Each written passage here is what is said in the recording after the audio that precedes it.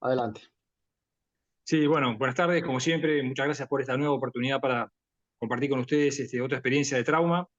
Esta presentación en particular está dedicada a todas aquellas personas, pacientes y personal de salud que tuvieron que atravesar un lunes ya lejano de trauma, decisiones y fuego. Fue un hecho emblemático que nos marcó mucho profesionalmente en la ciudad de Tandil, que es donde yo vivo, y fue un hecho más de los tantos que nos recuerdan que en todo momento de nuestra vida siempre estamos tomando decisiones. La escena prehospitalaria de este incidente es un día de verano despejado, muy buena visibilidad, como se ve allí, que se ve al fondo de esa recta en la carretera, 7:30 de la mañana, una ruta en muy buenas condiciones porque tiene una concesionaria de peaje, pero algunos detalles que esta foto por sí sola los dicen, como es la línea amarilla que ven en el centro de esa única mano, y aparte una característica que tiene esta ruta, que está entre las ciudades de Tandil y Mar del Plata, que tiene ondulaciones. Entonces, de pronto, el motivo de ser de esa línea amarilla tiene que ver con esas Bien, ondulaciones, donde de pronto cuando uno va ahí está hacia este el libro para horizonte, que veamos esto. de pronto un vehículo puede encontrarse oculto justamente en la parte del desnivel y aparecer bruscamente. Entonces, en ese momento, en ese día, lo que ocurrió fue una colisión de tránsito entre dos autos y una moto, y si ustedes observan es interesante cómo, fíjense que a más de 20 años la geografía del lugar prácticamente no ha cambiado, es exactamente igual, y la colisión a fortísima velocidad, un gran impacto, involucró a dos autos y una moto. La moto que de inmediato se incendió. Lo que ocurrió en ese momento fue que se avisó rápidamente a la ciudad a través de la red concesionaria del peaje, porque esto ocurrió a pocos kilómetros de la estación del peaje. Eso fue algo, dentro de la tragedia, algo favorable, por lo cual, al darse así aviso a la colisión de estos autos, pudieron acudir rápidamente ambulancias al sitio. Los autos involucrados eran dos, en sentido contrario, y una moto que iba por detrás de uno de los vehículos.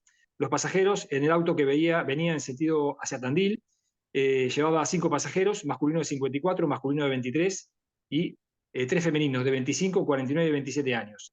En el sentido opuesto, rumbo hacia Mar del Plata, en el vehículo 4 pasajeros, masculino de 22, femenino de 19 y masculino de 23, y en la moto 2 pasajeros, 2 muchachos de 28 y 26 años. Al dar aviso, inmediatamente se aproximaron 3 ambulancias a la zona y se alistaron para salir 2 más. O sea que, en líneas generales, para que ustedes se ubiquen, estaba la posibilidad de 5 móviles.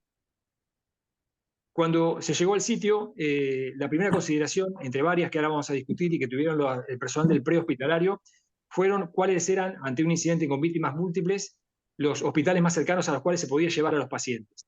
Uno de ellos era el hospital de Tandil, que era el más próximo, que estaba a 23 kilómetros, y el otro hospital es el Hospital Internacional General Udós de Mar del Plata, que estaba a 147 kilómetros. Si bien el hospital de Mar del Plata tiene una mayor complejidad que el de Tandil disponía de quirófanos, guardias activas de todas las especialidades, tomografía y unidad de cuidados intensivos, por lo cual, no solamente por una cuestión de proximidad, sino también por la posibilidad de tener capacidad operativa para poder absorber este siniestro de víctimas múltiples, las ambulancias, las primeras 3 ambulancias decidieron llevar a todos los heridos hacia el Hospital Municipal de Tandil. Cuando se evaluó a estos pacientes, el triage que en ese momento se utilizó, estamos en un incidente a más de 20 años de sucedido, el método utilizado fue el método conocido por todos ustedes de STAR, la sistemática de STAR, que tiene en cuenta si el paciente camina o no, si el paciente puede respirar de forma normal o tiene algún tipo de dificultad respiratoria, o bien una taquipnea superior a 29 o una bradipnea inferior a 10, si tiene en lo que tiene que ver con la perfusión, pulso radial presente o ausente, o bien algún signo de sangrado externo importante, y finalmente lo que tiene que ver con la evaluación mental, si el paciente podía obedecer o no a órdenes simples. Teniendo en cuenta este esquema y esa evaluación rápida, con la poca información que siempre se tiene en el campo, los pacientes fueron clasificados en rojo, amarillo, verde o negro. Rojo aquellos que necesitan transporte inmediato, que pueden sobrevivir a pesar de tener lesiones potencialmente letales o letales, si se toman medidas rápidas, seguidos en su nivel de prioridad o de urgencia por los amarillos, que son aquellos que pueden sobrevivir si la atención ocurre de modo relativamente pronto, es decir, se trataría en principio de lesiones graves no letales, aunque se debe considerar que siempre nos estamos manejando de un ambiente como es el prehospitalario, donde no siempre tenemos toda la información y donde los pacientes son muy dinámicos y pueden ir cambiando. Es decir, un paciente que de pronto es amarillo puede transformarse en rojo. Los de color verde, aquellos que caminan, que tienen heridas menores, que no requieren atención inmediata y que son dejados como, digamos, no de las prioridades iniciales en la atención, y los de color negro, que son aquellos pacientes fallecidos en la escena o bien que se consideran no salvables por lo devastadora de sus lesiones. Entonces, teniendo en cuenta este triage de tipo STAR, para la clasificación de estos pacientes, se calificó como fallecido a un pasajero de uno de los dos vehículos que está en el habitáculo posterior, se consideró rojo a una pasajera femenina de ese mismo auto, se consideró rojo a uno de los pasajeros de la motocicleta, el conductor, que sufrió una amputación traumática del muslo izquierdo, y se consideró rojo a una pasajera femenina también del vehículo opuesto. Ahora vamos a ver cuáles fueron los motivos por los cuales en la evaluación inicial calificaron para rojo esos 3 pacientes. El resto de los pacientes que formaban parte de este siniestro fueron calificados todos como amarillos inicialmente. Entonces, decíamos que 3 ambulancias habían acudido a la asistencia, 2 un poco más adelantadas que la tercera, mientras venían 2 más en camino.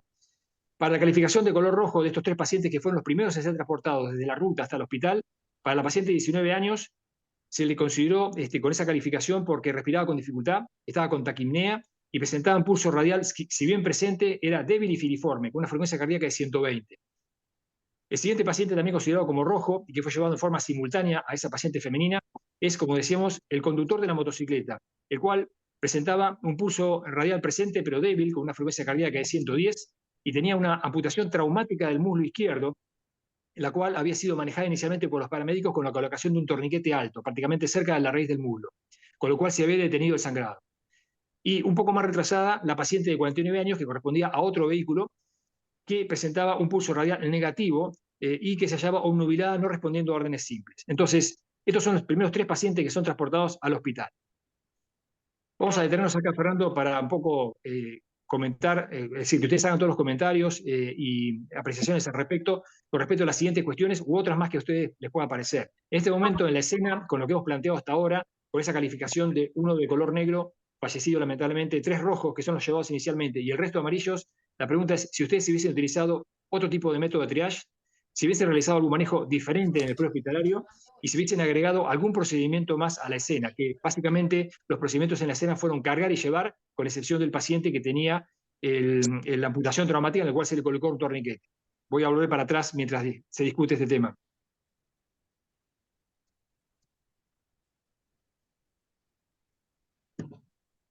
Bueno, excelente, Guillermo. Una apertura impresionante para empezar a remover todos los aspectos del manejo prehospitalario. Muy bueno, muy bueno.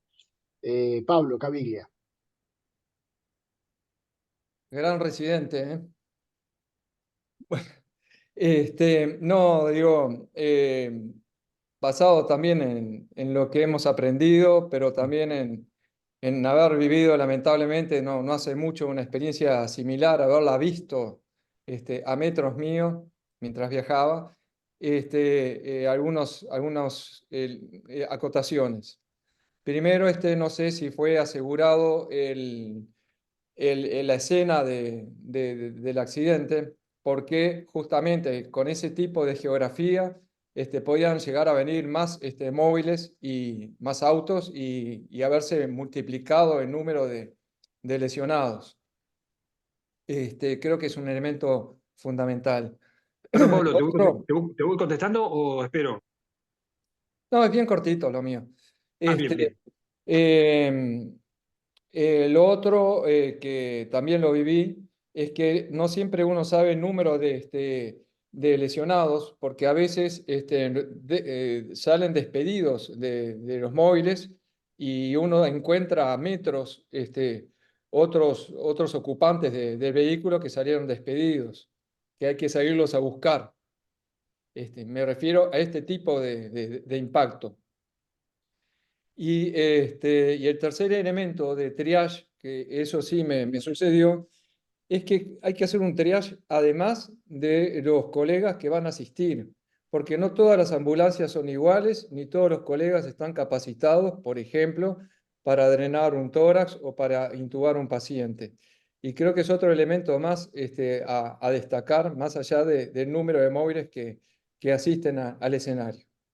Y después, obviamente, la participación de los bomberos, que no sé si estuvieron presentes que colaboran muchísimo con la extricación de los pacientes porque tienen instrumental y conocimientos apropiados para hacerlo. Nada más que eso. Gracias, No, Pablo. gracias, Pablo. Excelente las cuestiones que has traído. Bueno, yo volví un poco para atrás en las imágenes donde se ve la participación de la policía, también participó bomberos y como podrán ver ahí, había un cercado con el cual habían detenido el tránsito a ambos lados de la ruta, justamente como bien dice Pablo, para asegurar la escena para todos, ¿no? Para que no hubiese más incidentes y para la gente que estaba trabajando. Con respecto al sistema prehospitalario que en ese momento había en Tandil. La asistencia prehospitalaria era hecha con paramédicos y en realidad con enfermeros entrenados, gente muy entusiasta y muy bien preparada, muchos de los cuales habían hecho el curso PHTLS, pero era un sistema no medicalizado, con lo cual obviamente eso ya de pronto, desde el punto de vista legal y práctico, puede limitar un poco cuánto de maniobras invasivas, de procedimientos invasivos se pudieran llegar a hacer en la escena. Básicamente, la formación que ellos tenían era básica, fundamentalmente a nivel de lo que sería los cursos que ellos en ese momento hacían, que era el BTLS, el viejo BTLS, y el PHTLS. Esa era la formación que ellos tenían. Gracias, Guillermo. Eh, por eso actuaron también. Por eso actuaron también. Andrea, Ok, ok, permiso. No sé si me dicen Ok, permiso a mí o a quién. Bueno, tres cosas. Con respecto a lo que dijo Pablo, de asegurar la escena, realmente los que estamos en la calle nos damos cuenta de que cuando nos bajamos de las ambulancias a atender cualquier tipo de accidente, sea tanto en la ruta o sea en el medio de la ciudad, y les diría que en el medio de la ciudad hasta es más complicado, corremos riesgo porque suele la gente ser hasta morbosa, les diría yo. Entonces este afán de saber qué es lo que pasa hace que nos pongan en peligro a nosotros, porque pasan muy cerca tanto de nosotros como de los pacientes que están alrededor o que están diseminados en el área. Evidentemente en esta zona hay que cortar totalmente el tránsito.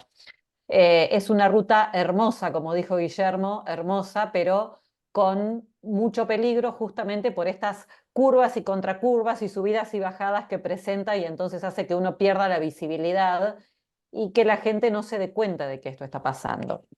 Eso por un lado. Por otro lado, te faltó un hospital ahí agregar, Guille. No sé si en ese momento estaba funcionando Balcarce correctamente, pero también tenías un hospital intermedio entre el sector del choque con Mar del Plata. También hay un hospital intermedio que es Balcarce, que si bien es un hospital que tiene una complejidad más baja, por ahí para recibir un paciente de menor complejidad es una buena opción para llevar. Y en tercer lugar, con respecto a lo que vos decías de qué medidas hacer o de qué cosas hacer en el prehospitalario, considerando que es un sistema no medicalizado, habría que ver en qué condiciones estaban los pacientes y si había que estricarlos o no. O sea, se tienen que tomar medidas sí o sí si el paciente tiene que ser estricado y si esa estricación va a llevar tiempo. Como veo yo los autos en esa foto, seguramente bomberos tuvieron que intervenir, hubo que cortar y seguramente ha llevado 20, 30, 40 minutos sacar a los pacientes de adentro de los autos. Durante todo ese tiempo hay que tomar medidas. En esos tiempos hay que controlar los pacientes, hay que poner torniquetes, hay que poner vías, hay que hacer ácido tranexámico. Bueno, no sé si en esa época ya se usaba el ácido tranexámico, pero hay que poner ácido tranexámico en la actualidad. Hay que tomar medidas.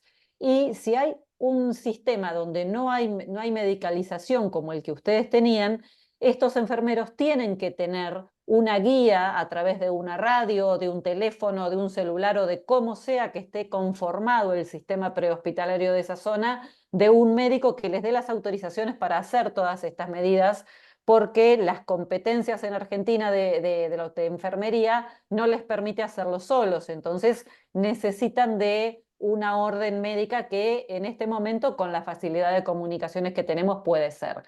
Evidentemente también la otra cosa que haría falta es que una de esas ambulancias que va en camino lleve un médico, porque en estos choques es importante que, si bien todos sabemos que el triage lo hacen mejores los no médicos que los médicos, la realidad es que en este tipo de circunstancias sería importante tener un médico. Y el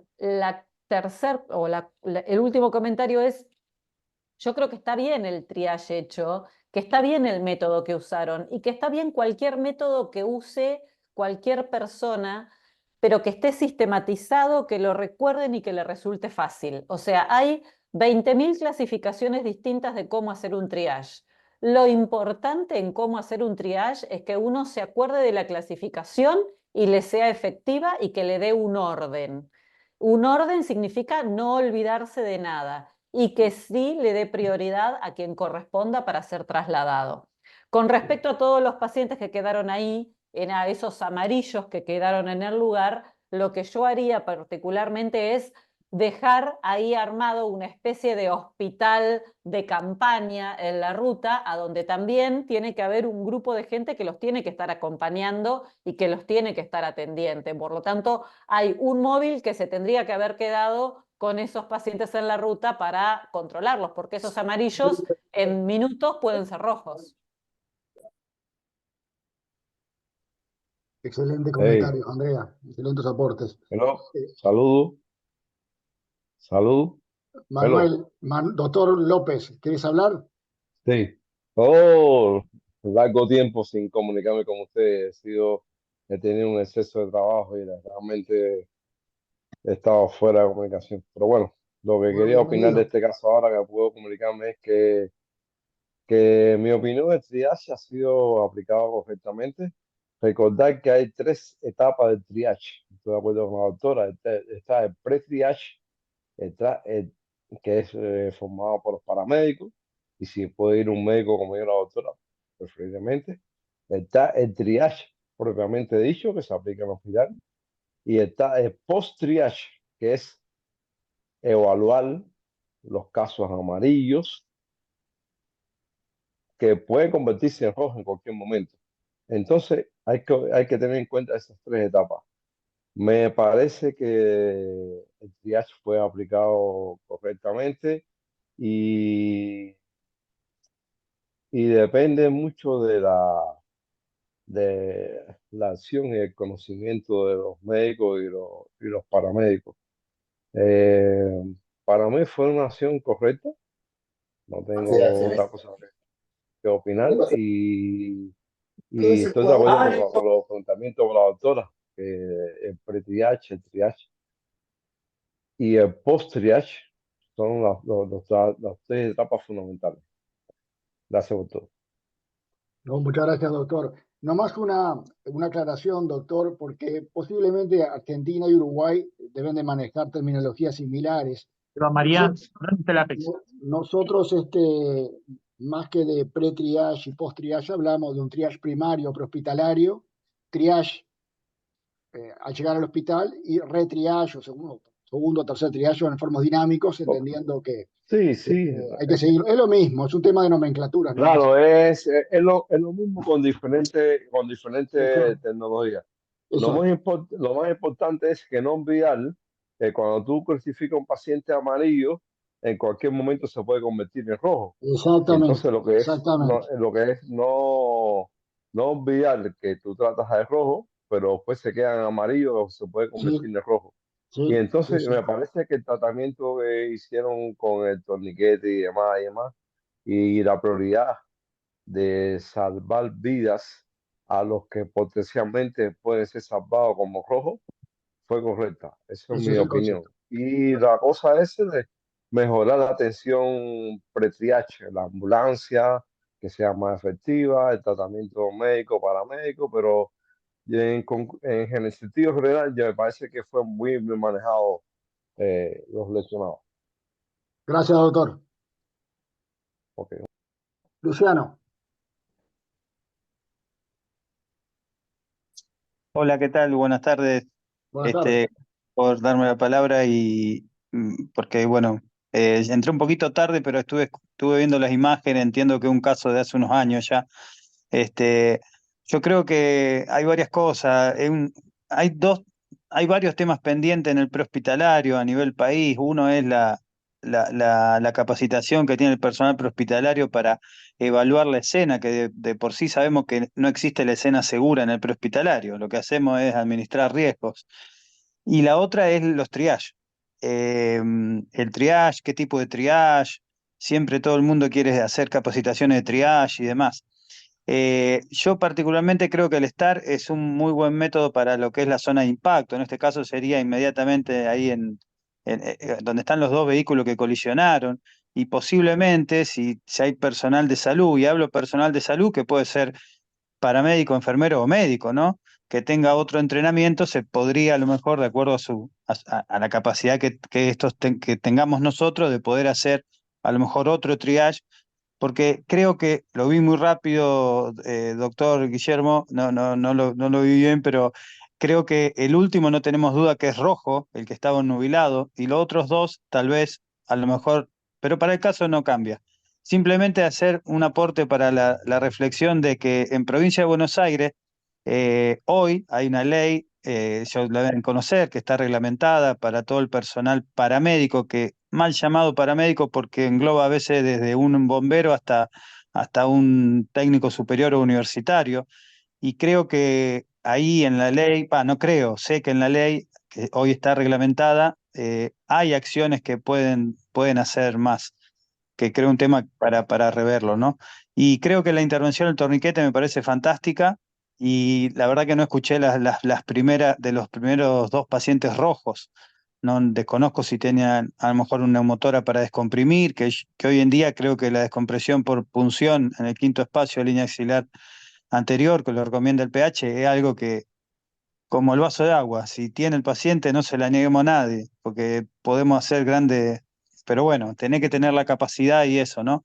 Me parece que es un caso de eso que te pueden pasar a lo mejor pocas veces, pero bueno, en principio simplemente eso, recordar que el estar es solamente de impacto, podríamos hacer otro más en la escena, y lo último es que qué importante lo que decía la doctora también, de que en la escena a veces se hay que atender. Muchas veces uno agarra y lleva rápido y está bien, si de algunas circunstancias son así, pero a veces si hay muchos pacientes, no te podés ir vos con la ambulancia y dejar a los pacientes a cargo de los policías. Te tenés que quedar hasta que venga la adecuada cantidad de ambulancia y hacer las acciones que salvan vida, que todos conocemos, que proponen el PH y el ATLS, bueno, en lo que son médicos.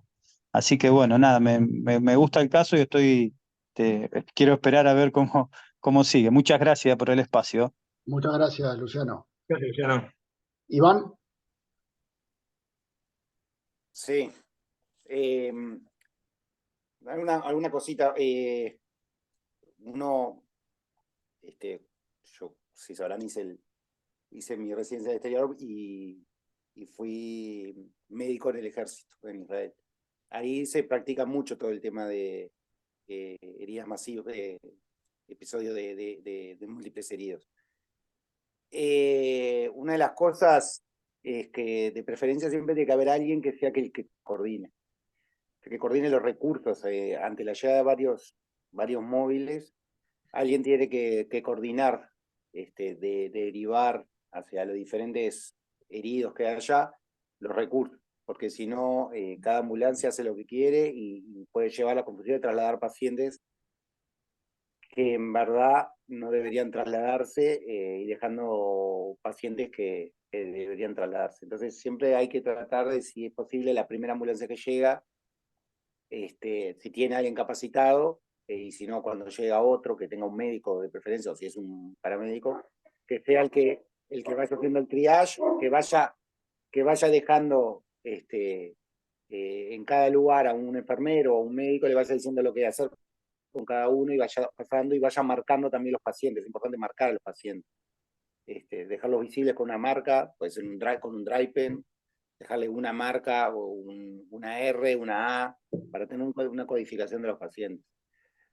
Y si existe algún sistema de comunicación, es importante valorar en ese momento qué posibilidades por ejemplo, de traslado, ya que había un hospital a 127 kilómetros, qué posibilidad de transporte aéreo se cuenta en ese momento, para la toma de decisiones en el momento de llevar a un paciente.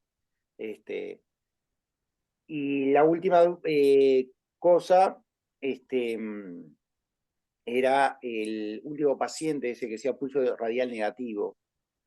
¿Era un pulso radial negativo? ¿No tenía pulso o era pulso radial negativo? O sea, porque me queda la... Era tenía pulso signos radial. vitales, me queda la duda. Tenía pulso carotidio, no radial. Porque esa era la duda que me quedó ahí, está. No, nada más eso, en verdad, en general, los sistemas que están organizados, en países que están organizados, el sistema funciona en comunicación con una comunicación central, con una mesa central que recibe, que manda, que pone a disposición helicóptero, ambulancias cercanas, que por lo menos en Uruguay no existe, o existe, pero no como debería saber, que también debería estar comunicado con el hospital a donde se van a mandar los pacientes. Y bueno, eso, en líneas generales lo del triage creo que es como dijo Andrea, es el sistema que te sea más fácil para poder calificar a los pacientes en muertos, que no le va a servir nada el traslado, porque aunque tengan de repente están con signos vitales muy escasos, aunque si lo trasladas 10 kilómetros van a morir, los que están muertos obviamente te quedan, y decidir los que sí tienen posibilidad de salvarse, cuáles son los más urgentes y cuáles no. Y ahí, esa es la idea general. No, nada más. Gracias, Iván. Andrea. Sí, no, porque ahora me di cuenta que me faltó una parte en lo que yo estaba diciendo y era esto de, bueno, llegaron 3 ambulancias y había en camino 2, me dijiste, Guillermo, ¿verdad? Sí. Bueno, por un lado, el tener presente que los servicios de emergencias prehospitalarias normalmente estamos mucho tiempo inactivos, pero justamente estamos inactivos para que cuando pase algo así, poder salir rápidamente a hacer esto y a llegar a tiempo. Suele pasar que por ahí la gente cuando evalúa la cantidad de veces que nosotros nos movemos en la ambulancia, dicen, bueno, pero salen 3 veces en el día. Entonces, ¿para qué necesito 5 ambulancias? Con una me alcanza. Bueno, necesito 5 ambulancias para esto. Nosotros somos servicios en los cuales dependemos de lo que pasa y sí estamos tiempo inactivos, pero es justamente para poder dar respuesta en tiempo y forma para cuando hay este tipo de problemas en masa, ¿no? Eso por un lado. Y por otro lado, bueno, estos 3 pacientes están saliendo hacia Necochea, hacia Tandil. Entonces, sabemos y el personal de prehospitalario, Guillermo obviamente lo debe saber, pero el personal de prehospitalario sabe si Tandil tiene disposición 3 quirófanos para armar, o sea, la capacidad de recepción del hospital a donde yo estoy llevando los pacientes la limita la cantidad de quirófanos que yo voy a tener disponibles, porque estos 3 pacientes, por lo que veo, van a ir a quirófano. Entonces, realmente en Tandil había 3 quirófanos disponibles, porque si no había 3 quirófanos disponibles, ahí lo que teníamos que definir es cuál de esos pacientes iba a Tandil y cuál de esos pacientes iba para otro lado. Con esto que quiero decirles es que el que está arriba de la ambulancia tiene que tener la visión global de toda la zona. Saber, bueno, a Tandil llevo qué pacientes, cuántos quirófanos tengo disponibles, qué cantidad de sangre voy a tener disponible para este paciente, tengo neurocirujano, tengo cirujano vascular, y si no, tengo que empezar a llevar a Mar del Plata, porque no se olviden que uno en trauma tiene que llevar el paciente al lugar más cercano y más adecuado, porque siempre dicen más cercano, pero no es el más cercano solo, es el más cercano y el más adecuado. Y si tengo que hacer 147 kilómetros, bueno, los tengo que hacer en la UTIM, tiene que haber un médico y tengo que ir haciéndole exactamente lo mismo al paciente que yo le haría en un hospital, porque está dentro de una UTIM y está con un médico que hace emergencias. O por lo menos eso sería lo que debería pasar, ¿no? Está muteado, Fernando. Gracias. Gracias, Andrea. Y voy a tomar la última de tus reflexiones, que precisamente es uno de los aforismos clásicos del trauma. El paciente adecuado en el tiempo adecuado al hospital adecuado. Aforismo que lamentablemente en nuestros países muchas veces no se cumple. Y entonces yo les voy a contar, acá hay muchísimos médicos argentinos y tal vez algún chileno y de otros lugares, la realidad que tenemos en Uruguay, un país chico, un país que tiene 600 kilómetros en su extensión máxima, que no tenemos montañas, que no tenemos desiertos, que no tenemos selvas, que tenemos una buena red de carreteras y que tenemos al menos 2 centros hospitalarios por capital departamental, uno público y uno privado, y en Montevideo una cantidad. En cada uno de esos centros hospitalarios, o sea, en cada una de las capitales departamentales, hay centros de terapia intensiva y hay tomógrafos, o sea que uno diría, y hay equipos quirúrgicos, o sea que bueno, uno podría decir, bueno, está todo servido, está servida la mesa para hacer las cosas bien, pero nos las ingeniamos para no hacerlas bien.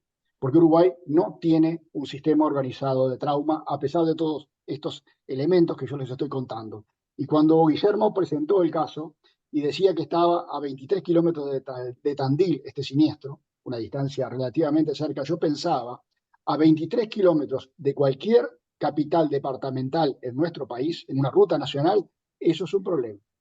Porque por ley, nuestras ambulancias en las capitales departamentales no salen más, o sea, no están obligadas a salir más allá de 10 kilómetros. Entonces, hay capitales departamentales, Fraiventos, capital de Río Negro, por ejemplo, que tienen 2 ambulancias operativas y que no van a salir más allá de 10 kilómetros y sale una. Entonces yo miraba este despliegue de 3 ambulancias iniciales y 2 después. Acá sería absolutamente impensable un manejo con víctimas múltiples en tiempos oportunos. Después irán cayendo. Bueno, después que se hacen 17.000 llamadas telefónicas, se pelea todo el mundo, bueno, empiezan a aparecer. Pero esa es la realidad. En muchos de nuestros departamentos del interior no tengas una colisión vehicular entre Durazno y Tacuarembó, ciudades que distan más de 100 kilómetros, en el medio de la Ruta 5, porque seguramente van a demorar mucho en llegar a ambulancias hasta que se defina desde qué capital departamental se mueven, porque no van a salir inicialmente más allá de 10 kilómetros de la capital departamental. Y todo eso obedece a la falta de un sistema organizado. Y bueno, esto que usted estaba diciendo, de la evaluación de los recursos de cada hospital, obviamente que seguramente tampoco la vamos a hacer de manera adecuada por las mismas razones. Entonces, acá, este mismo evento que está mostrando Guillermo sería un enorme problema. Y sería un enorme problema que te lleguen 3 víctimas rojas a cualquiera de estos hospitales que te estoy diciendo, capitales de departamento. Ya sería un problema, tal vez en un hospital grande, como el hospital de clínicas, pero creo que se podría llegar a absorber y resolver. Pero ni pensar en un hospitales que tienen 1 o 2 salas de operaciones, no más. Y tienen departamentos que tienen pocos cirujanos dentro de la capital departamental. Entonces, realmente este problema que está planteando Guillermo en Uruguay sería un enorme problemón en muchos sitios y en muchas rutas nacionales. En cuanto al aerotransporte sanitario, en el anterior periodo se instrumentó el aerotransporte sanitario a través de la Unidad Nacional de Seguridad Vial, pero para traslados secundarios. Nunca se instrumentó formalmente para un traslado primario, o sea que no había helicópteros operativos para ir a buscar una víctima a las rutas, a pesar de que estuviera dentro de los 150 kilómetros de distancia. Y ahora estamos peor porque esta administración, de las primeras cosas que hizo fue desmantelar el sistema de aerotransporte sanitario, o sea que tampoco ya no tenemos ni para traslados secundarios.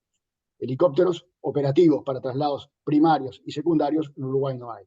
O sea que la opción del aerotransporte no es una opción para nosotros en estas circunstancias, aunque estuviese dentro del radio recomendado, que son los 150 kilómetros de distancia. Bueno, adelante, Guillermo.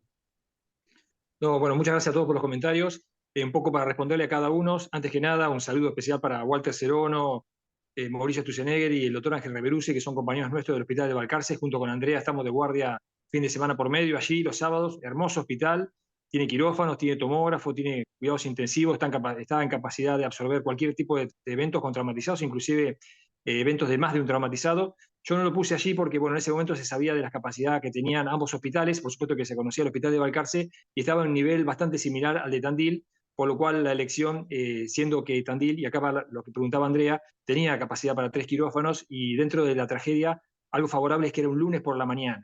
Ahora voy a dar un poco más de precisiones al respecto, pero estaba todo el plantel de todas las especialidades en el hospital, por lo cual estaba la capacidad para absorber este incidente. Pero Balcarce podría haber calificado tranquilamente en ese momento si de pronto el choque era de 2 micros y la cantidad de víctimas era abrumadoramente superior y se hubiese pensado en de pronto en llevar más pacientes a otro lado o la capacidad de Tandil se hubiese visto sobrepasada. Sí comparé con el Hospital Internacional General de Mar del Plata porque es un centro que en la zona sería el de mayor complejidad, más que Tandil, más que Balcarce, pero con la salvedad de esa distancia de 147 kilómetros. Con respecto a lo que preguntaba Iván, no estaba en ese momento la posibilidad de un transporte aéreo, con excepción de alguna complicación posterior a las 24 o 48 horas. Específicamente, lo más frecuente para esas circunstancias eran cuando había algún paciente quemado, que grandes quemados que tuviesen alguna posibilidad de supervivencia, se los llevaba a Capital Federal, a Buenos Aires. Eso en toda la zona era algo que lamentablemente cada tanto ocurría, pero era un traslado que se organizaba, llevaba 24 o 48 horas para poder organizarlo como mínimo. Así que, bueno, un poco ese era el escenario planteado. Después, a lo que preguntaba Luciano Gandini, bueno, los pacientes calificados como rojos fueron los primeros que llegaron al hospital, estos tres que mencionamos hoy. La paciente femenina con dificultad respiratoria, hipotensa, el paciente que había tenido la amputación traumática del muslo, y la otra paciente que estaba hipotensa y estaba obnubilada. Esos fueron los calificados como rojos. Esto es lo que ustedes recién comentaron. Estaban ahí como Llegando a lo que tiene que ver el hospital receptor, acá viene un poco complementar la información anterior. En ese momento el hospital de Tandil tenía capacidad para 85 camas, una sala de emergencia con un showroom con 2 camas con respiradores y 10 boxes de atención para otros pacientes también ahí en la sala de emergencia. Tenía guardias activas de todas las especialidades, con respecto, excepto el anestesiólogo, pero que vivía muy cerca del hospital y que en ese momento se encontraba en el hospital porque se estaba por iniciar el plan quirúrgico, la tabla de operaciones de la mañana. 3 quirófanos con posibilidad de actuar simultáneamente, unidad de cuidados intensivos, tomografía y banco de hemoterapia. Es un poco la logística, la capacidad operativa del hospital de Tandil.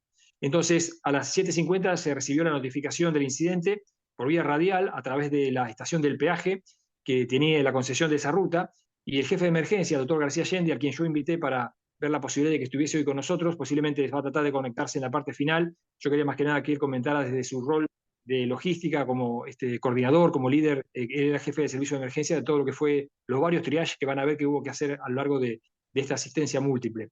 Él decidió suspender el plan quirúrgico programado, que estaba a punto de iniciarse a las 8 de la mañana, evacuó la sala de emergencias, todos los pacientes que estaban en la sala de emergencias pasaron a consultorios externos, de forma tal de que la sala de emergencia quedara despejada, y se convocó a profesionales que no estaban de turno ese día, que no estaban de guardia ese día, pero para que colaborasen, junto con el cirujano de guardia, el traumatólogo, los pediatras, los clínicos, en fin, todos los que ya de por sí, el número de 1, que es habitualmente como se desempeña la guardia del hospital de Tandil, estaban ese día de turno en el hospital. Creo que, como les decía antes, más allá de la tragedia, algo relativamente favorable fue el momento en que sucedió, un lunes por la mañana, temprano. Entonces, las primeras ambulancias que llegan son las que traen el muchacho de 28 años que no tenía sangrado externo, pero con un torniquete colocado en la raíz del muslo izquierdo. El examen, la revisión primaria se completaba con una vía aérea permeable, buena entrada de aire bilateral a nivel torácico, sistólica de 100, frecuencia cardíaca de 110 para un índice de shock de 1.1 y un Glasgow de 15, y en forma prácticamente simultánea con él ingresó la joven de 19 años que lucía marcas del cinturón de seguridad ubicadas por encima de las crestas ilíacas. Esta paciente no tenía sangrados externos, tenía una vía aérea permeable en el sentido de que hablaba, relataba mucho dolor torácico y abdominal, pero tenía una clara ausencia de entrada de aire izquierda, donde, es decir, en el hemitórax izquierdo, con palpación de enfisema subcutáneo en el cuello y en el hemitórax del lado izquierdo, con una saturación de oxígeno de 85 en ese momento. Tenía una sistólica de 70, una frecuencia cardíaca de 120, y de la mano de eso lucía cada vez más obnubilada, con una respuesta aletargada a las preguntas. Entonces, este es el escenario de los 2 pacientes que se asisten en forma inicial, y si querés, Fernando, hacemos una detención aquí para comentarios con respecto a cómo manejarían inicialmente estos 2 casos, que son los primeros que llegaron mientras estaban en camino los demás. Exacto, Guillermo. Yo te iba a decir que era un buen momento para parar y hacer una pregunta que siempre hacíamos cuando en mis años mozos yo era instructor de PH-TLS. Sí. ¿Cuál es el más rojo de los rojos? Andrea.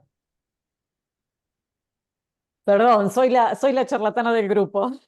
Bienvenida, bienvenida. Pero nada, vi la foto, escuché lo que estabas diciendo, Guille, y lo primero que pensé es, ¿qué pasa con la pelvis? Esa es una de las intervenciones que se podrían haber hecho en el prehospitalario, considerando que esta paciente tenía estas lesiones tal cual las veo en la foto. Hay que ponerle una cincha, puede tener una fractura de pelvis. Es evidente que esta paciente está sangrando, no sabemos por dónde, y así como se le puso el torniquete al miembro amputado, hay que ponerle el torniquete, que es la cincha pélvica, a esta paciente.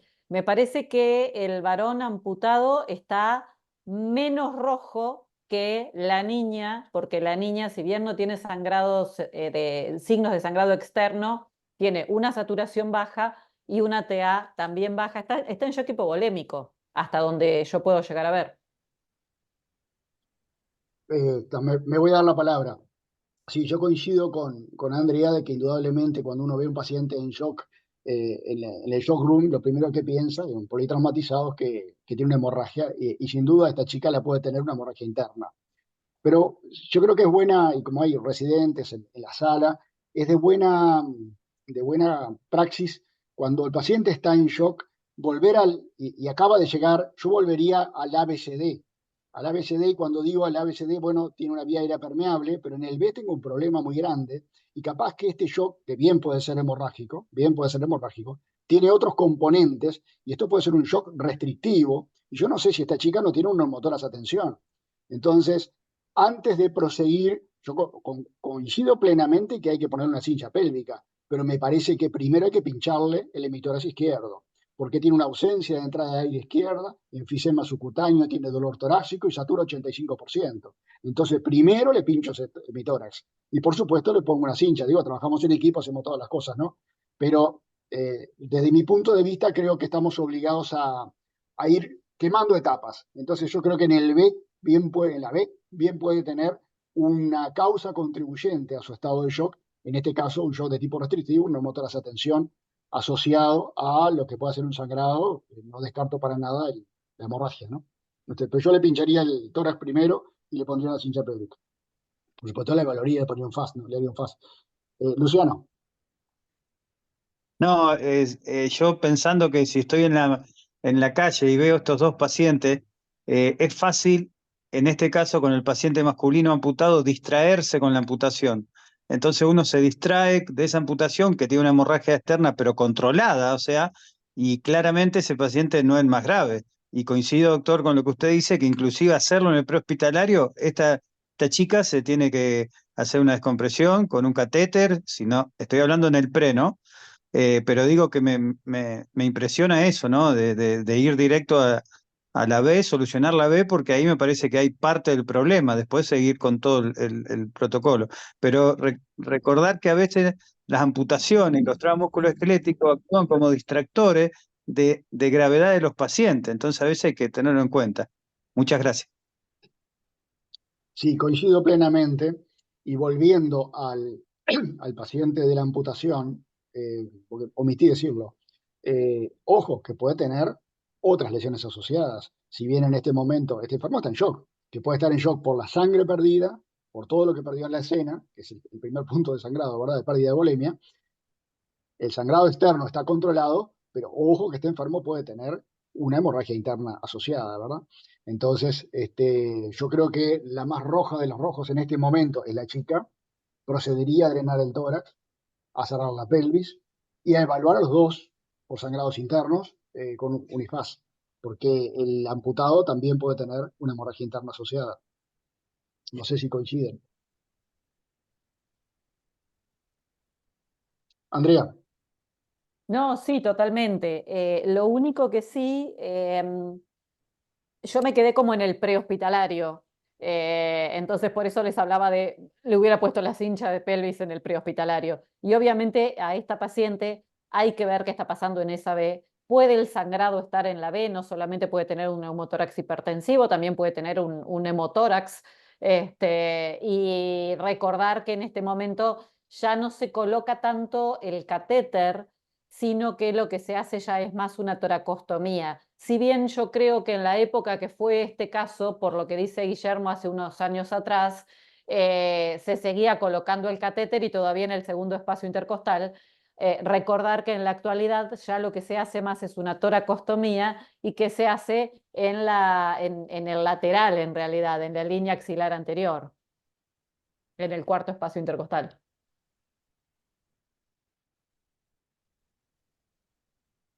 Gracias, Andrea. Bueno, si no hay más comentarios, seguimos, Guillermo. Sí, perfecto. Quiero aprovechar para presentarles a Oscar García Allende, que pudo conectarse afortunadamente. Oscar estaba con otras obligaciones, pero bueno, estamos, Oscar, Oscar fue jefe de servicio de emergencia en ese momento. Ya les comenté, Oscar, inicialmente cómo había sido tu actuación para coordinar todo esto y estamos en la atención inicial. No sé si querés simplemente decir algunas palabras del inicio, del manejo. Obviamente hay mucho para comentar y ni hablar de lo que va a suceder después, ¿no? No vamos a espolear, pero lo que sucedió al final fue totalmente inesperado ese día. Pero bueno, yo no sé cómo estás con tu tiempo, Oscar, si querés hacer algún comentario en este punto, lo que fue inicialmente suspender el plan quirúrgico, despejar la guardia y convocar a gente que no estaba de turno ese día para tener la mayor capacidad operativa. Gracias, Oscar, por estar.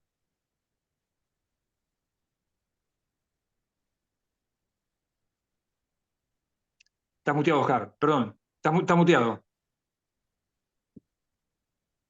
¿Sí? ¿Cómo? Hello. Oscar, perdón, estás muteado, el micrófono.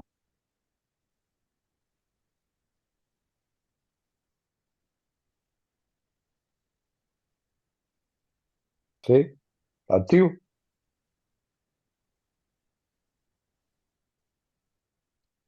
Perdón, Oscar, ¿nos escuchás? Está muteado justo el teléfono, tu micrófono. Bueno, ha tenido una dificultad ahí. Sigo, Fernando, ¿Vos después seguramente... lo viste en la sala, Guillermo? Sí, recién estaba, bueno, después eventualmente, si pues justo estaba con trabajo, si se puede comunicar, sigo, continúo. Adelante. Bien, las medidas iniciales que tienen que ver con lo que ustedes estaban discutiendo, en el caso de la paciente que tenía esa dificultad respiratoria, la hipotensión, obviamente se le administró oxígeno, punción pleural con catéter, que en ese momento se hacía en el segundo espacio por línea medio clavicular, estamos hablando de hace más de 20 años. Como bien dice Andrea, hoy sería una punción por el cuarto espacio o inclusive una incisión con introducción del dedo por el cuarto, quinto espacio lateral, ¿no? A nivel de la axila. Se colocaron 2 vías venosas, infundiendo 1 litro de rigelatato y un drenaje pleural que arrojó 500 centímetros de sangre en ese momento. Mirá, Al mismo tiempo, ahí entró el doctor Oscar. sí, adelante, Hola, Oscar. Sí, ¿ahora perdón. me escuchan? Sí, ¿Me Sí, escuchan? perfecto. Bienvenido. Bueno, buenas tardes a todos. Gracias, Guillermo, por la invitación y participar. Pido disculpas de haberme conectado tarde, pero tenía, bueno, un problema médico que tenía que resolver personal, así que, bueno, por eso no me pude conectar antes. No pude escuchar los casos que ya los he olvidado. En realidad han pasado 23 años. Eso estuve revisando hoy a la mañana, fue el 12 de febrero del 2001, o sea que hace 23 años y algunos meses.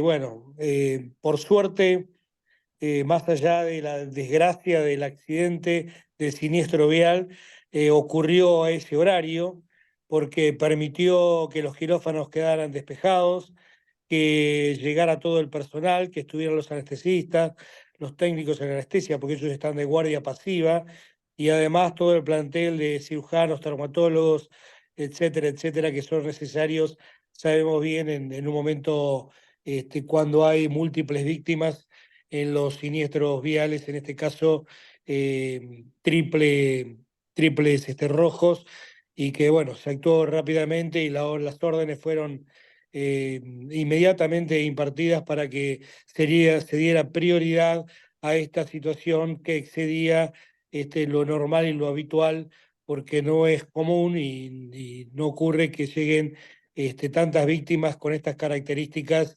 a nuestro hospital. Sí han llegado múltiples quemados, recuerdo también en una Navidad, en un 23 de diciembre, 24 de diciembre, se prendió fuego un kiosco con la pirotecnia y bueno, hubo muchos quemados, sobre todo quemados de la vía aérea por ese incendio y recuerdo que en ese momento también fueron múltiples las víctimas. Por suerte, desde el año 98 contamos con un shock room que lo hemos copiado al shock room del Hospital Allende de Mar del Plata. Es una copia más chiquita, pero lo fuimos a verlo y de ahí copiamos el mismo con 2 camas y eso realmente facilitó y facilita muchísimo cuando tenemos trauma de cualquier tipo. Pero bueno, no quiero opinar sobre los casos. Yo he dejado de hacer emergencias ya hace muchos años, casi 20, y bueno, así que estoy dispuesto, sé que me has convocado por una situación casual que sucedió en ese día y que fue, bueno, realmente una verdadera sorpresa, ¿no? Que el mismo día ocurrieran 2 hechos de características diferentes, pero relacionadas también a algo que ver con el trauma, el segundo episodio. muchas gracias, Oscar. No, gracias a Eh, vos.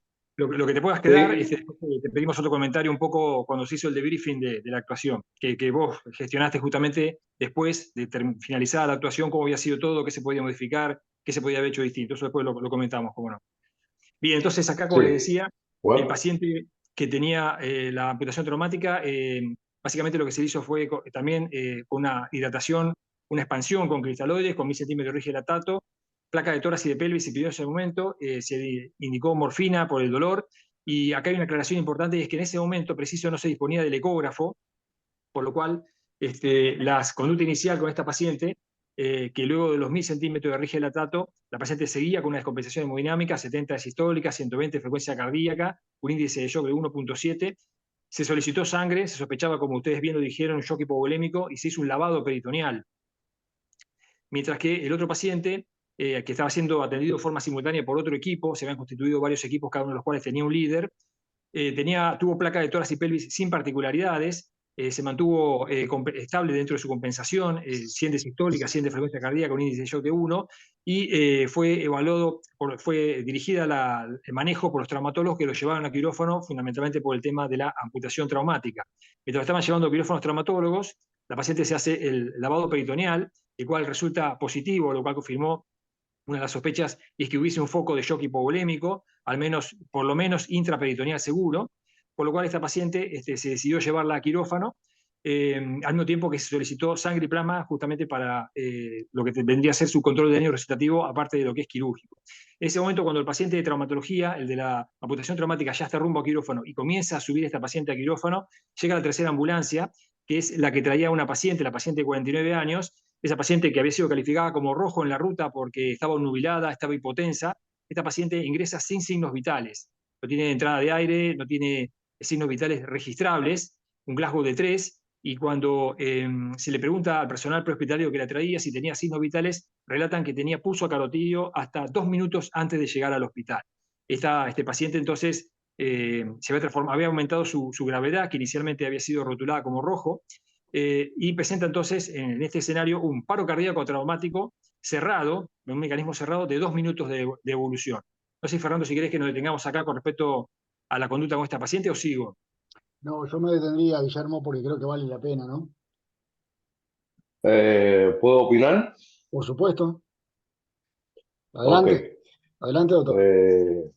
Ok. Primeramente quiero decir que recuerden siempre que el cirujano es el jefe del triage, siempre con el soporte de la administración, del director del hospital, de la administración. Hay que dar todo tipo de alta, posiblemente de todo paciente que pueda ambular para tener cama disponible. Segundo, quisiera decir que, inclusive, no sé que lo estaba contando la doctora, el preparamiento de la atención primaria, el que va a asistir al paciente lesionado en el lugar de la escena, es muy importante. Por ejemplo, yo soy cubano, pero radico en España y trabajo en la Cruz Roja Internacional, junto con Carlos. Deben conocer a Carlos, ustedes seguro. Eh, y el entrenamiento de atención primaria es muy importante. O sea, por ejemplo, en Cuba, nosotros entrenamos muy bien la atención primaria. Primeramente, el paciente, el paramédico, tiene que tener entrenamiento para poner un chest tube, un tubo pleural, una sonda vesical, canalizar vena, hasta intubación. Eso es el entrenamiento que damos, porque la atención primaria es sumamente importante para cuando llegue el paciente a la atención secundaria. Eso es el protocolo que tenemos nosotros en Cuba. Ahora, en la Cruz Roja Internacional que trabajamos con bajos recursos, que no tenemos TAC, no tenemos geografía, no tenemos nada, a eso operamos pacientes abajo de una mata, de un árbol.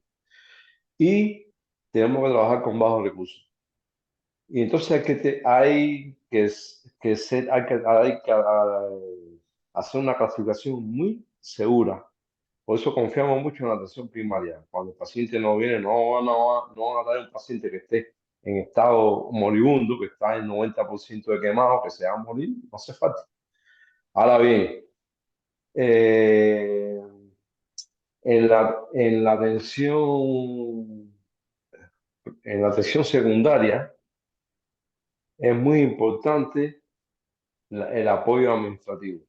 El apoyo administrativo es muy importante. Y por eso digo yo que el médico, el cirujano, es el jefe, junto con el anestesiólogo, el jefe de esa atención. Por tanto y demás, No sé, eso es lo más importante que quería decir. Quería decir otras cosas, pero se me olvidó. Pero quería hacer énfasis en la atención primaria. Por ejemplo, ahora yo próximamente voy a Gaza. En Gaza, en una semana voy a Gaza. Gaza es una situación de conflicto bélico demasiado frecuente. Recibimos 40 y 50 pacientes. El triage que uno hace debe ser extremadamente eficiente, porque si no te complica, te complica. Entonces hay que hacer tratamiento adecuado, seleccionar al paciente, el rojo, hay que saber realmente cómo seleccionarlo y el seguimiento del amarillo, el seguimiento del verde. El verde se va para su casa. Pero por tanto, además, y otra cosa que hay que hacer énfasis es el tratamiento del torniquete. Cuando se aplica el torniquete, hay que tener cuidado cuántas horas, cuánto tiempo el paciente ha tenido el torniquete. Porque cuando tú liberes el torniquete, se libera una serie de sustancias, o se libera una serie de endotoxinas que produce una vasoplegia y es al paciente en shock. Y entonces el anestesista tiene que aportar bastante volumen e inclusive vasopresores. Es parecido al síndrome de aplastamiento. Entonces hay que tener cuidado con el torniquete. Por eso que se preconiza, como la TLS, hacer compresión, primeramente compresión sobre la zona sangrante y como última instancia el torniquete. Porque el torniquete tiene su ventaja, pero tiene sus desventajas también.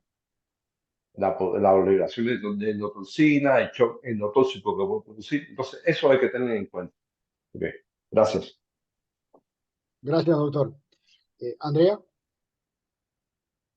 Y yo voy a generar discusión por ahí. A ver, estoy de acuerdo con el doctor en que el personal prehospitalario tiene que estar preparado, de eso no tenemos ninguna duda. Acá Guillermo acaba de explicar que el personal que llegó era no medicalizado, que era enfermería. En Argentina, una enfermera no está capacitada ni tiene la incumbencia ni la posibilidad, y se puede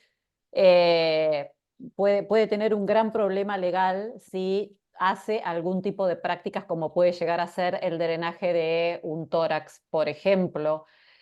Así que estuvo perfecto lo que hicieron, que fue cargar y llevar, y cuando mucho hacer un stop de bleeding, como hicieron con el torniquete, o poner una vía y ir pasando un poco de solución fisiológica o oxígeno. Una enfermera no puede hacer más que eso en prehospitalario, por lo menos en Argentina, y en ese momento en donde no teníamos comunicación. Eh, Así que ese es el primer punto en el cual por ahí el doctor no sabe cómo es nuestro sistema prehospitalario y cómo era en ese momento, que era peor de lo que es ahora. Y en segundo lugar, eh, me parece que el torniquete en este momento ya no se discute. En eso voy a estar sí totalmente en desacuerdo con el doctor.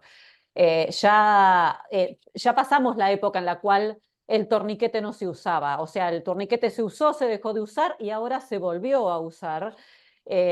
Cuando se empezó a tratar el shock, el sangrado activo de primera instancia, esto de cambiarnos el ABC al CAB, que se hace fundamentalmente en el prehospitalario, ahí empezamos a tomar como un gol estándar, un torniquete, y más en lugares como puede llegar a ser un miembro, y más en prehospitalario como puede ser con una amputación traumática como la que estaba diciendo recién Guillermo.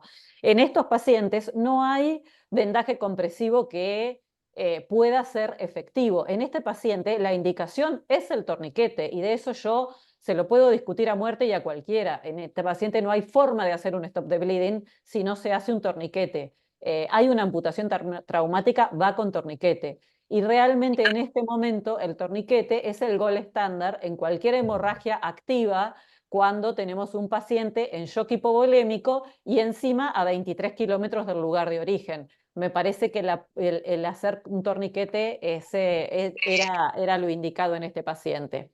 Eso con respecto a lo que dijo el doctor.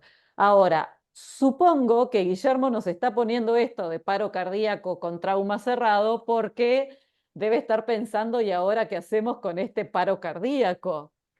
Y entonces ahí en mi cabeza se me empezaron a poner un montón de interrogantes, ¿no? Porque todos sabemos que en un paro cardíaco de 2 minutos en trauma cerrado hay dos corrientes. La corriente que habla de hacer una toracotomía en la recepción del paciente y la corriente que habla de no hacer la toracotomía en el lugar de la recepción, porque realmente el paro cardíaco traumático en trauma cerrado en toracotomía de emergencias o de resucitación, tiene muy poca sobrevida. Ahora, se la hacemos a esta paciente en particular y tiene que depender de en qué condiciones estaba el hospital, y ahí entra un poco lo que Guillermo nos puede aportar y el jefe de emergencias que actuó muy bien desalojando y llamando gente para que venga a ayudar también. Acá depende de, bueno, tenemos personal como para hacerlo, tenemos sangre como para hacerlo, vamos a tener un quirófano para ir si esta paciente llega a retomar signos vitales, tenemos. Entonces, realmente creo que está la opción de hacerlo, pero va a estar bien que se haga o que no se haga dependiendo de la situación hospitalaria que tenían. En realidad, se puede decretar como negro directamente y decir, no, ya está, no es reanimable, o y se puede llegar a intentar algo. La verdad es que la posibilidad de sobrevida de esta paciente es prácticamente nula. Gracias, Andrea. Coincido 150% contigo. Coincido en lo del torniquete, creo que no hay discusión. El torniquete le salvó la vida a este muchacho, porque si no hubiera muerto de una hemorragia en la escena. Las consideraciones del síndrome de revascularización en un miembro que está amputado, prácticamente lo que tiene es un muñoncito distal, o sea que creo que en este caso menos aplican. Y bueno, va a ser conducido a Block para manejo de esa amputación traumática, transformarla en una amputación reglada por parte de los traumatólogos. No tengo dudas que ese torniquete estuvo bien indicado y que le salvó la vida a este chico. En cuanto a este problemita que nos pone Guillermo, realmente es desafiante, un paro cardíaco traumático en el contexto de trauma cerrado. Esto no es un trauma penetrante de tórax y en el contexto de víctimas múltiples, porque tampoco es la única paciente. Entonces, acá tenemos una paciente de 19 años que está subiendo a sala de operaciones y creo que esa paciente, que es una paciente roja, que tiene una hemorragia intraabdominal, porque tenemos un lavado peritoneal diagnóstico positivo, se merece el mejor equipo y en el mejor momento, porque esa paciente sí que tiene chances de sobrevivir.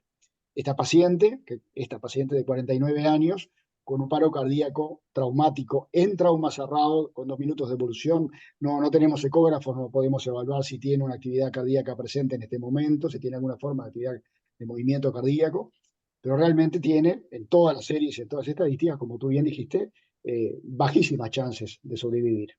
Y pasa a ser un tema filosófico y de disponibilidad de equipos, ¿verdad?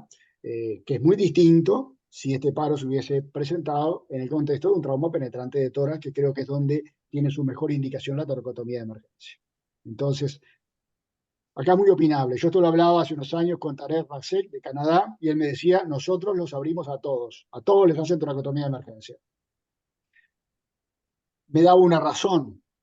Ellos tienen poco trauma penetrante en Canadá, entonces la razón que me decía en parte también es mantener un nivel de training mínimo de sus residentes. Puede ser opinable también, puede ser discutible. Pero bueno, ellos paro cardíaco presenciado o de pocos minutos en trauma cerrado, le hacen una toracotomía a todos. No es lo que dicen las guías, pero bueno, creo que las consideraciones que tú hiciste son totalmente adecuadas, va a depender del equipo, y acá hay un tema también filosófico de fondo desde mi punto de vista.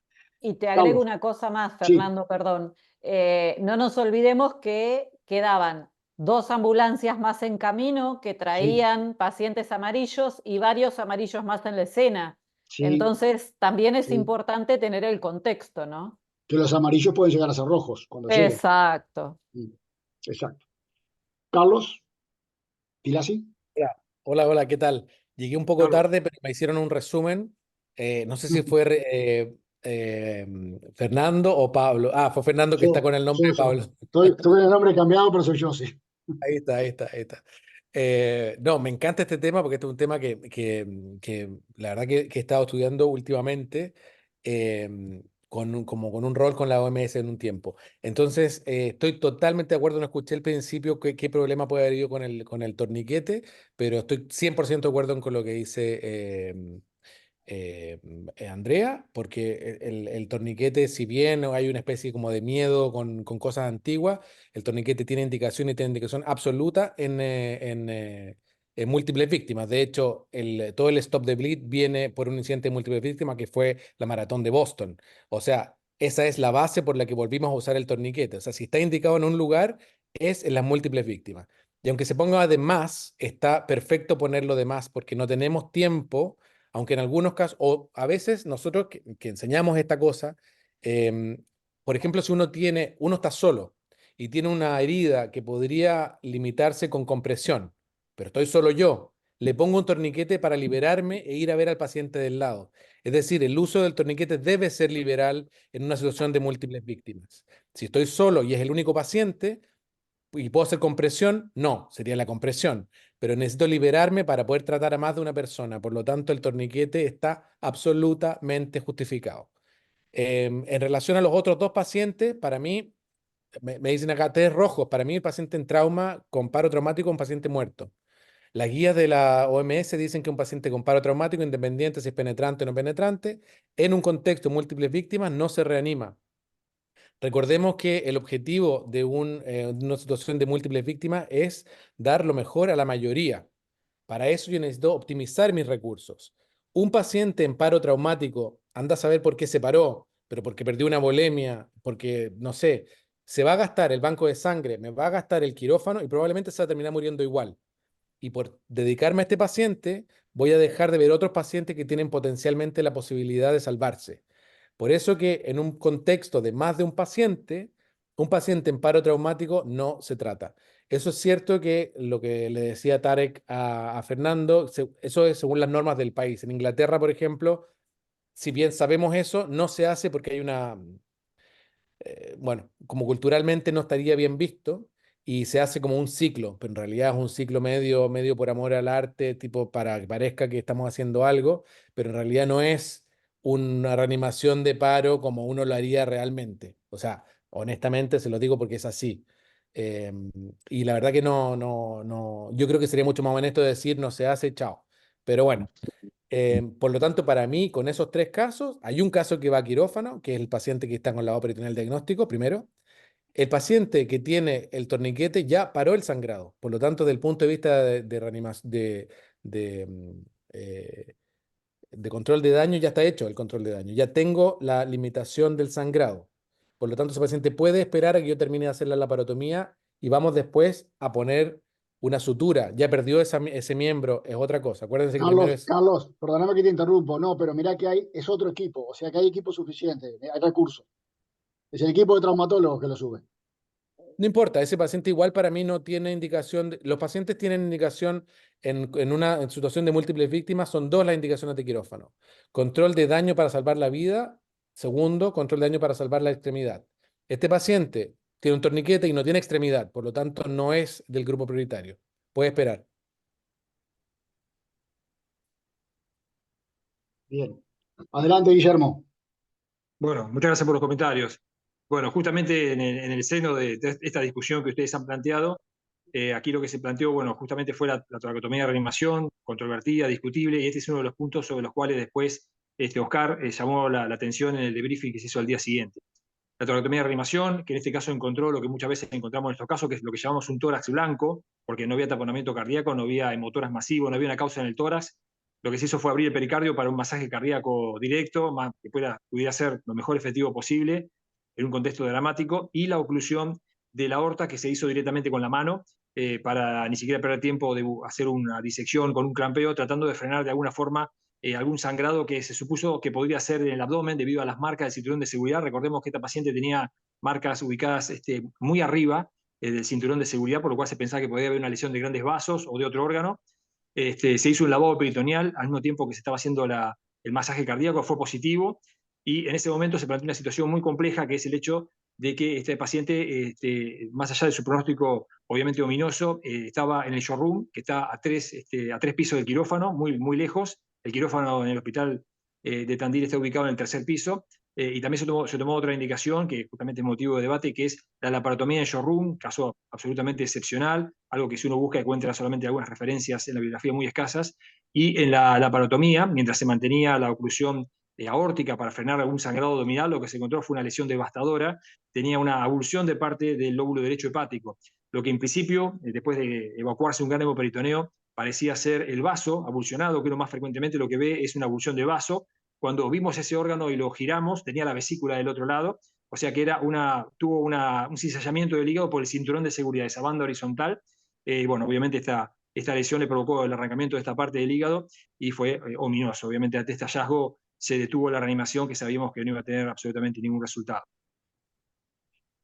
En ese momento llega en emergencia, justamente ese momento que se declara fallecida esta paciente, fue todo en realidad bastante simultáneo, acá lo estamos contando un poco por separado para no crear confusión, pero fue bastante simultáneo todo, gracias a que había mucha gente, muchos médicos colaborando, y la posibilidad de formar varios equipos, cada uno de los cuales tenía un líder, que en algunos casos era un cirujano, en otros casos era un traumatólogo. En ese momento llegó a emergencias el resto de las víctimas, en 5 ambulancias, que fueron renovando el traslado. Estos eran los otros 7 pacientes calificados de amarillos. Y estos pacientes, para de pronto hacer un resumen de lo más importante de cada uno de ellos, el acompañante del muchacho que iba en la moto, que había tenido la amputación traumática del muslo, tenía una fractura expuesta a la pierna izquierda. Del vehículo donde iba la joven que se estaba por operar, o ya se estaba empezando la cirugía por ese sangrado abdominal, había otra joven con una fractura expuesta del brazo derecho, dolor pelviano, un masculino con una fractura en el brazo izquierdo, y en el otro vehículo, donde estaba la paciente, donde viajaba la paciente que acababa de ser declarada fallecida, había 2 masculinos con dolor tóraco-abdominal y 2 femeninos con dolor tóraco-abdominal, y la última con un dolor abdominal, con un cuadro de peritoneal, de defensa y reacción peritoneal, y dolor intenso lumbar. Esto para hacer un resumen acotado a los fines de esta presentación de lo que presentaban estos 7 pacientes hasta el momento rotulados como amarillos. Mientras esos pacientes eran evaluados en la guardia por el resto de los equipos que se habían formado, en quirófano se estaba operando ya la paciente que había tenido el lavado peritoneal positivo, que estaba con shock. Bueno, por supuesto que el hallazgo fue de un hemoperitoneo muy importante, gran cantidad de sangre, aproximadamente 2 litros, que estaban relacionados con una lesión de vaso grado 4. Se procedió rápidamente a la esplenectomía de atrozos, porque el vaso estaba realmente muy lesionado, y se encontró un desgarro de mesenterio sin necrosis de intestino, sobre el cual se aplicaron pinzas en el meso para detener el sangrado. En ese momento se detuvo la cirugía para darle tiempo a anestesiología, a que pudiese reanimar a la paciente. La sangre, los glóbulos rojos y el plasma que se habían solicitado ya se estaban transfundiendo por varias vías, y eso permitió justamente que la paciente de pronto comenzara lentamente a recuperarse.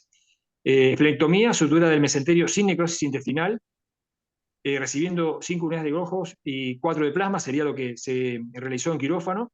En ese momento se recibe una gasometría con un pH 7,28, un exceso de base de -8 y un lactato de 3, mientras la paciente estaba terminando de recibir la transfusión masiva. No había una dilatación del intestino delgado, que de pronto hiciera pensar en una dificultad para el cierre anatómico.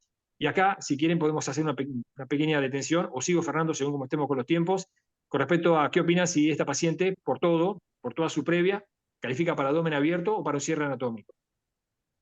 Voy a tomar la palabra, te lo digo brevemente, no tengo ninguna duda. Cierre abdominal temporario y terapia intensiva. A ver qué pone acá en el chat. Abierto sin duda, bueno, está, coincidimos. Pablo. No, sí, también coincido y creo que es un doble argumento. Primero por la gravedad misma del paciente y después por la brevedad del procedimiento porque vienen más pacientes. Así que creo que no hay que Claro, usar este tiempo en ponernos a cerrar un abdomen con una gran incisión. exacto. Tiene doble indicación de control de daño. Adelante, Guillermo. Sí, muy bien. Bueno, muy interesante el debate. Esto, si bien obviamente algunos conceptos que hace muchísimo que se conocen, este caso fue del año 2001, puede haber influido eso o no, bueno, sí, creo que va a seguir siendo motivo de debate. Lo que se procedió fue un cierre anatómico, en este caso con drenajes. La paciente fue trasladada con ventilación asistida a cuidados intensivos, y en el quirófano al lado, de forma simultánea, se completó una amputación traumática a un muñón suprapatelar del paciente que hoy habíamos comentado, Y aquí otra pregunta breve para el comentario de ustedes. ¿Cómo manejarían este muñón? Quiero recordarles que Muñón, yo no lo mencioné en honor al tiempo, tenía un severo grado de contaminación. Venía, por así decirlo literalmente, con yuyos, con plantas incrustadas dentro de las partes blandas del muñón, obviamente relacionado con que el paciente salió arrojado en la colisión de la motocicleta. Así que la contaminación es muy importante, si bien obviamente se hizo una buena toilette. Y en ese momento, un poco para conocer cómo manejarían este muñón en particular, si en uno o en dos tiempos, es decir, si lo dejarían abierto para una nueva toilette, para redefinir un cierre, o procederían al cierre anatómico definitivo ahora. Ok, perdón. Permiso. Gracias, gracias. Para doctor, que hay Permiso. gente doctor, hay gente con la mano levantada. Ok, ¿Puede levantar la mano pues, así le doy la palabra? Levante la mano. no veo la opción de levantar la mano. Donde dice reacciones, abajo, hay una carita que dice reacciones. Ahí usted abre y tiene para levantar la mano. Carlos, Pilasi. Sí, yo creo que esta cosa también, el concepto de control de daños se ha extrapolado a varias otras subespecialidades y existe el control de daño obstétrico, el control de daño ortopédico y el control de daño ortopédico. Lo que se dice es que no se nombra la palabra amputación, sino que se habla de debridamiento extenso. Incluso si es que uno viene con la pierna colgando por un cuero y uno corta el cuero, uno no está haciendo una amputación, está haciendo un debridamiento, está sacando el tejido que está evidentemente desvitalizado, aunque eso signifique a veces también dejar el hueso pelado. Uno no corta el hueso, deja el hueso como un pollo y hace hemostasia básicamente Oye, esta porque el parte paciente no. está ahí. Hemostasia, se limpia un poco el debridamiento, se ponen packs y se deja ahí, se le saca el torniquete y ya está. Y esto queda para un segundo tiempo, así como dejamos un abdomen abierto para un segundo tiempo, queda en un segundo tiempo para hacer una amputación reglada donde uno va a hacer los colgajos, el colgajo que a usted le parezca mejor, hacer una evaluación del músculo y que quede bien, pero en ese momento es control del sangrado, es decir, ligadura de los vasos, sacar el torniquete, control de la contaminación, es decir, hacer un debridamiento extenso y packings. Y chao, nos vamos. Cortito. Estás con toda, Carlitos. Bien. Pablo. No, creo que es una pregunta para todos, creo que está vigente la clasificación de Gustillo. Esta sería un Gustillo 3B, en la cual hay amplia desvitalización de partes blandas, exposición de hueso y contaminación importante. No se discute lo que dijo Carlos. Y además se mantiene, porque tenemos que ser coherentes, lo que dijiste vos hoy. O sea, la cirugía de control de daño va por el paciente y por el contexto de las víctimas múltiples. Tenemos doble indicación de control de daño en todos los ámbitos, ortopédico, quirúrgico nuestro, vascular. Andrea. Sin lugar a dudas coincido con los dos, con Carlos y con Pablo. Este paciente es para dejar abierto. Yo supongo que por el momento en el cual se hizo todo esto, que fue en el 2001, si no escuché mal, hace 23 años atrás, deben haber cerrado el muñón, pero porque todavía no teníamos ese concepto de control de daño tan afianzado como lo tenemos ahora. Pero en la actualidad este es un paciente que se deja absolutamente abierto ese muñón y, como dijo Carlos, hemostasia, vendaje, y en 24, 48 horas, cuando el paciente esté en condiciones, vamos de nuevo y finalizamos la amputación. Gracias, Andrea. Doctor Manuel López.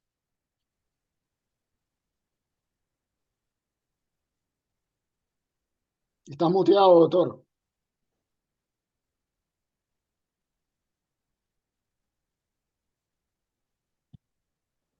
Ahí. ¿Me escucha? Ahora sí. Ah, bueno, de que no encuentro, disculpa, que no encuentro la opción de poner el audio. Estoy de acuerdo completamente con Carlos y con la doctora. Eh, no se debe cerrar el muñón, un muñón altamente contaminado.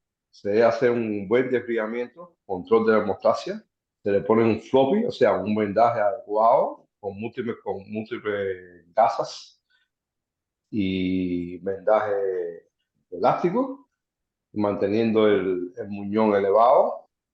Y a los 5 días se lleva al paciente al salón de operaciones para hacer el cierre del muñón, que es cuando a los 5 días el edema ha disminuido y es factible hacer el cierre del muñón. O sea, se mantiene 5 días el paciente para hacer el cierre del muñón. Es lo que nosotros llamamos secondary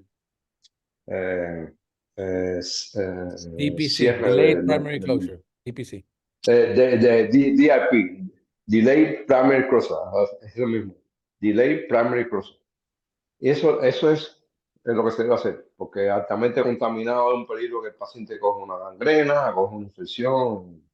Entonces se hace un Delayed Primary Closure. Y estoy de acuerdo completamente con los tratamientos de los otros colegas. Muy bien, gracias. Gracias, doctor. Adelante, Guillermo. Muy bien. Bueno, en este caso se procedió a un cierre anatómico del paciente, del muñón, perdón, quiero decir. Recibió transfusión de 2 unidades de glóbulos rojos, 4 unidades de plasma, y posteriormente a la salida de quirófano estabilizado, posteriormente se hizo una tomografía de cuerpo entero en la cual no se encontraron otros hallazgos debido, bueno, justamente a la magnitud del trauma. Aquí una otra breve pregunta como para conocer el aporte de ustedes, si esa tomografía la hubiese realizado antes o después de llevarlo a quirófano para el manejo del muñón.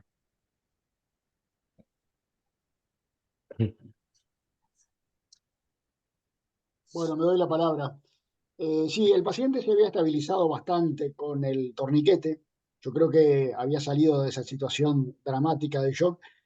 Si estaba la posibilidad de tener la disponibilidad del tomógrafo, yo creo que lo hubiera hecho antes, porque podría eventualmente haber diferido actuar desde el punto de vista ortopédico y capaz que haber cambiado el curso de la cirugía si encontrábamos lesiones, por ejemplo, intraabdominales que hubiesen explicado también esa situación de shock. Algo que habíamos discutido antes, ¿verdad? Este paciente había estado en shock, obviamente porque tuvo una amputación traumática de un miembro y obviamente porque perdió sangre en la escena, pero justamente la cinemática de ese trauma no nos permitía descartar que no tuviese lesiones asociadas potencialmente graves. Entonces, bueno, ya que estábamos frente a lo que podía haber sido un respondedor transitorio, si hubiera habido disponibilidad, creo que hubiera sido bueno hacer una tomografía antes, desde mi punto de vista. Andrea.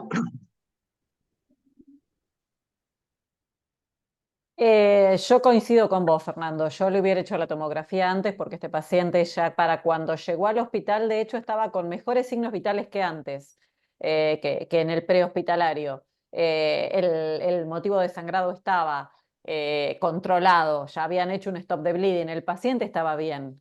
Daba para hacer una tomografía y, si en caso, llevarlo a quirófano ya con todo armado para resolver lo que hubiera que resolver si se encontraba algo en la tomografía. Gracias, Andrea. Carlos.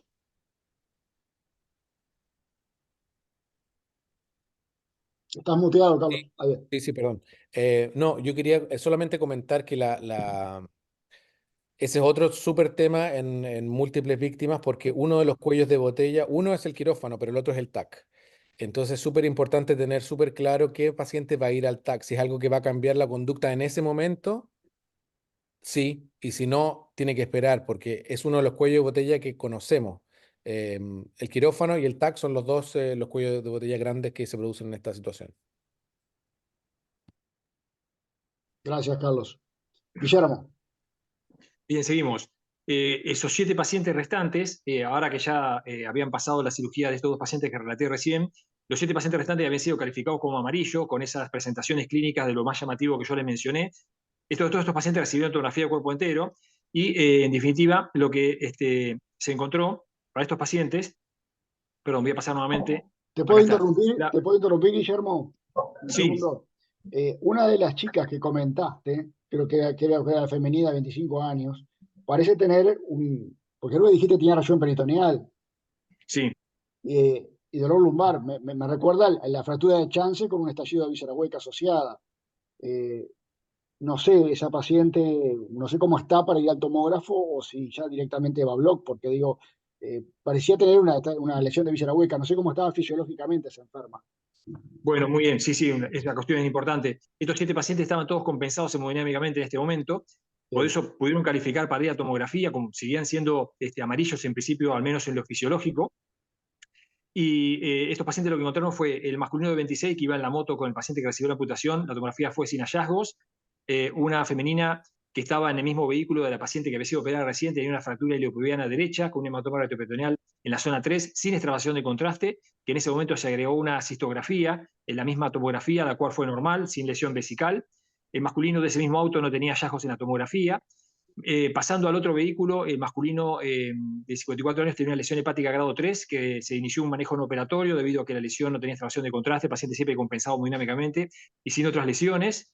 El otro masculino de ese vehículo sin hallazgos y cerrando ese vehículo, las dos femeninas, una de ellas con 2 fracturas costales y contusión pulmonar izquierda, y aquí viene la paciente que de pronto era la que más llamaba la atención, como bien dice Fernando, que era la que tenía el cuadro peritoneal, de dolor peritoneal con reacción peritoneal. Esta paciente tenía una fractura de la primera lumbar y líquido libre sin lesión de órgano sólido. Entonces, teniendo en cuenta que todos estos pacientes tenían compensación hemodinámica, ¿a cuál de ellos le otorgaría prioridad? Bueno, un poco estamos cayendo en el comentario que recién había hecho Fernando, de estos 7 amarillos.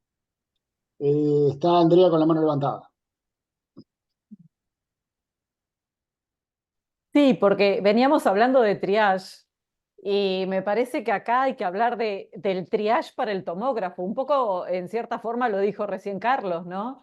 Hay que ver y elegir y seleccionar qué paciente de todos estos mandamos primero y qué paciente mandamos después. O sea, hoy hablábamos del triage, de 3 tipos de triage. En realidad, hacemos triage en forma constante cuando pasan estas cosas. Desde para ver qué paciente llevamos primero al hospital, qué paciente operamos primero, qué paciente llevamos al tomógrafo y en qué orden. Me parece que hay que tener presente el concepto de triallar cómo vamos llevando a los pacientes al tomógrafo también. Yendo a tu pregunta, Guille, creo que de todos estos pacientes, y la paciente que primero me preocupa es la que estaba hablando recién Fernando, la paciente que presenta líquido libre sin lesión de órgano sólido, porque cuando hay líquido libre sin lesión de órgano sólido, algo está pasando y algo roto tenemos y bueno, nada, me parece que esa paciente va a terminar en quirófano como sigamos así, ¿no? Gracias, Andrea. Carlos. Sí, yo puse escrito, para mí periodismo va al quirófano, pero quise decir peritonismo. Yo me quedé pensando si era una metáfora. Si te iba a preguntar. No, mira, no soy tan profundo. No, quise decir peritonismo, lo que pasa es que esto me lo corrige. Porque Claro, ya tiene indicación quirúrgica y para mí el TAC en una situación de triage tiene que ser, me va a definir quién se opere y quién no, y en este ya sé, entonces no va al TAC, va directo a quirófano y si necesita un TAC después, bueno, ya lo haremos para buscar otras lesiones, pero en la fase aguda es para ver quién se opera ahora y de los que se operan, cuál hay que operar primero. sí, yo coincido plenamente. Yo creo que esa muchacha con región peritoneal hubiera invertido el orden. Cirugía primero y TAC después porque tengo una alta sospecha de lesión de columna. Bueno, Guillermo, adelante. Exacto, bueno, esa fue la prioridad, la paciente a la cual se le dio prioridad, esta paciente que también tenía marca de cinturón. Esta paciente tenía una sistólica de 100, frecuencia cardíaca de 115 con un abdomen peritoneal, tomografía con líquido libre sin lesión de órganos sólidos, la lesión de la fractura de la primera lumbar, y esta paciente se decidió, bueno, esto un poco para discutirlo con ustedes, más allá de la conducta, ya todos lo había mencionado, esto sería para que el público votara, pero bueno, ya todos se han definido con la necesidad de una exploración quirúrgica, ahí se ve planteado eventualmente si la parotomía exploradora o videolaparoscopía. No sé si quieren hacer un comentario, Fernando, con respecto a eso. Sí, le haría un puerto único videolaparoscópico del sifoides al pubis.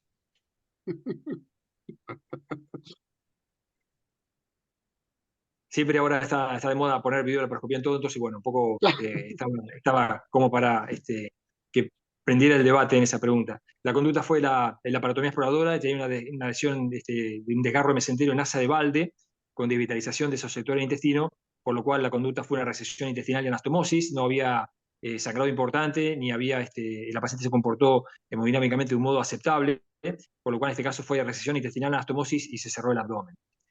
Mira, está Entonces, Carlos con la mano levantada, Guillermo, te interrumpo un sí, segundito. perdón. No, solo un comentario en relación a videolaparoscopía en trauma, creo que no hay discusión. El punto es que en una situación de múltiples víctimas sí hay discusión, porque la verdad es que los recursos que requieren montar, desmontar y todo son tiempos, son minutos que no sirven. Por lo tanto, para mí, en la situación de múltiples víctimas, todo va a cirugía abierta, aunque tengamos la disponibilidad de la laparoscopia, por una cosa de tiempo solo. Gracias, Carlos. Adelante, Guille. Bien, alrededor del mediodía, aproximadamente a las 12:30, había concluido la asistencia inicial de los traumatizados. Con esto que les cuento, en definitiva, había habido 2 fallecidos, uno de ellos en el lugar del hecho, otro fue la paciente que falleció en el showroom. Los pacientes operados, que habían sido 3, bueno, 4, incluyendo la paciente de color negro, y después los pacientes de color amarillo, que además de esta paciente que tenía el desgarro de meso, los restantes consistieron en los procedimientos en toalé de fracturas expuestas y la colocación de yesos. La mayoría de ellos tenían lesiones ortopédicas, como habíamos mencionado en un rápido listado de las lesiones.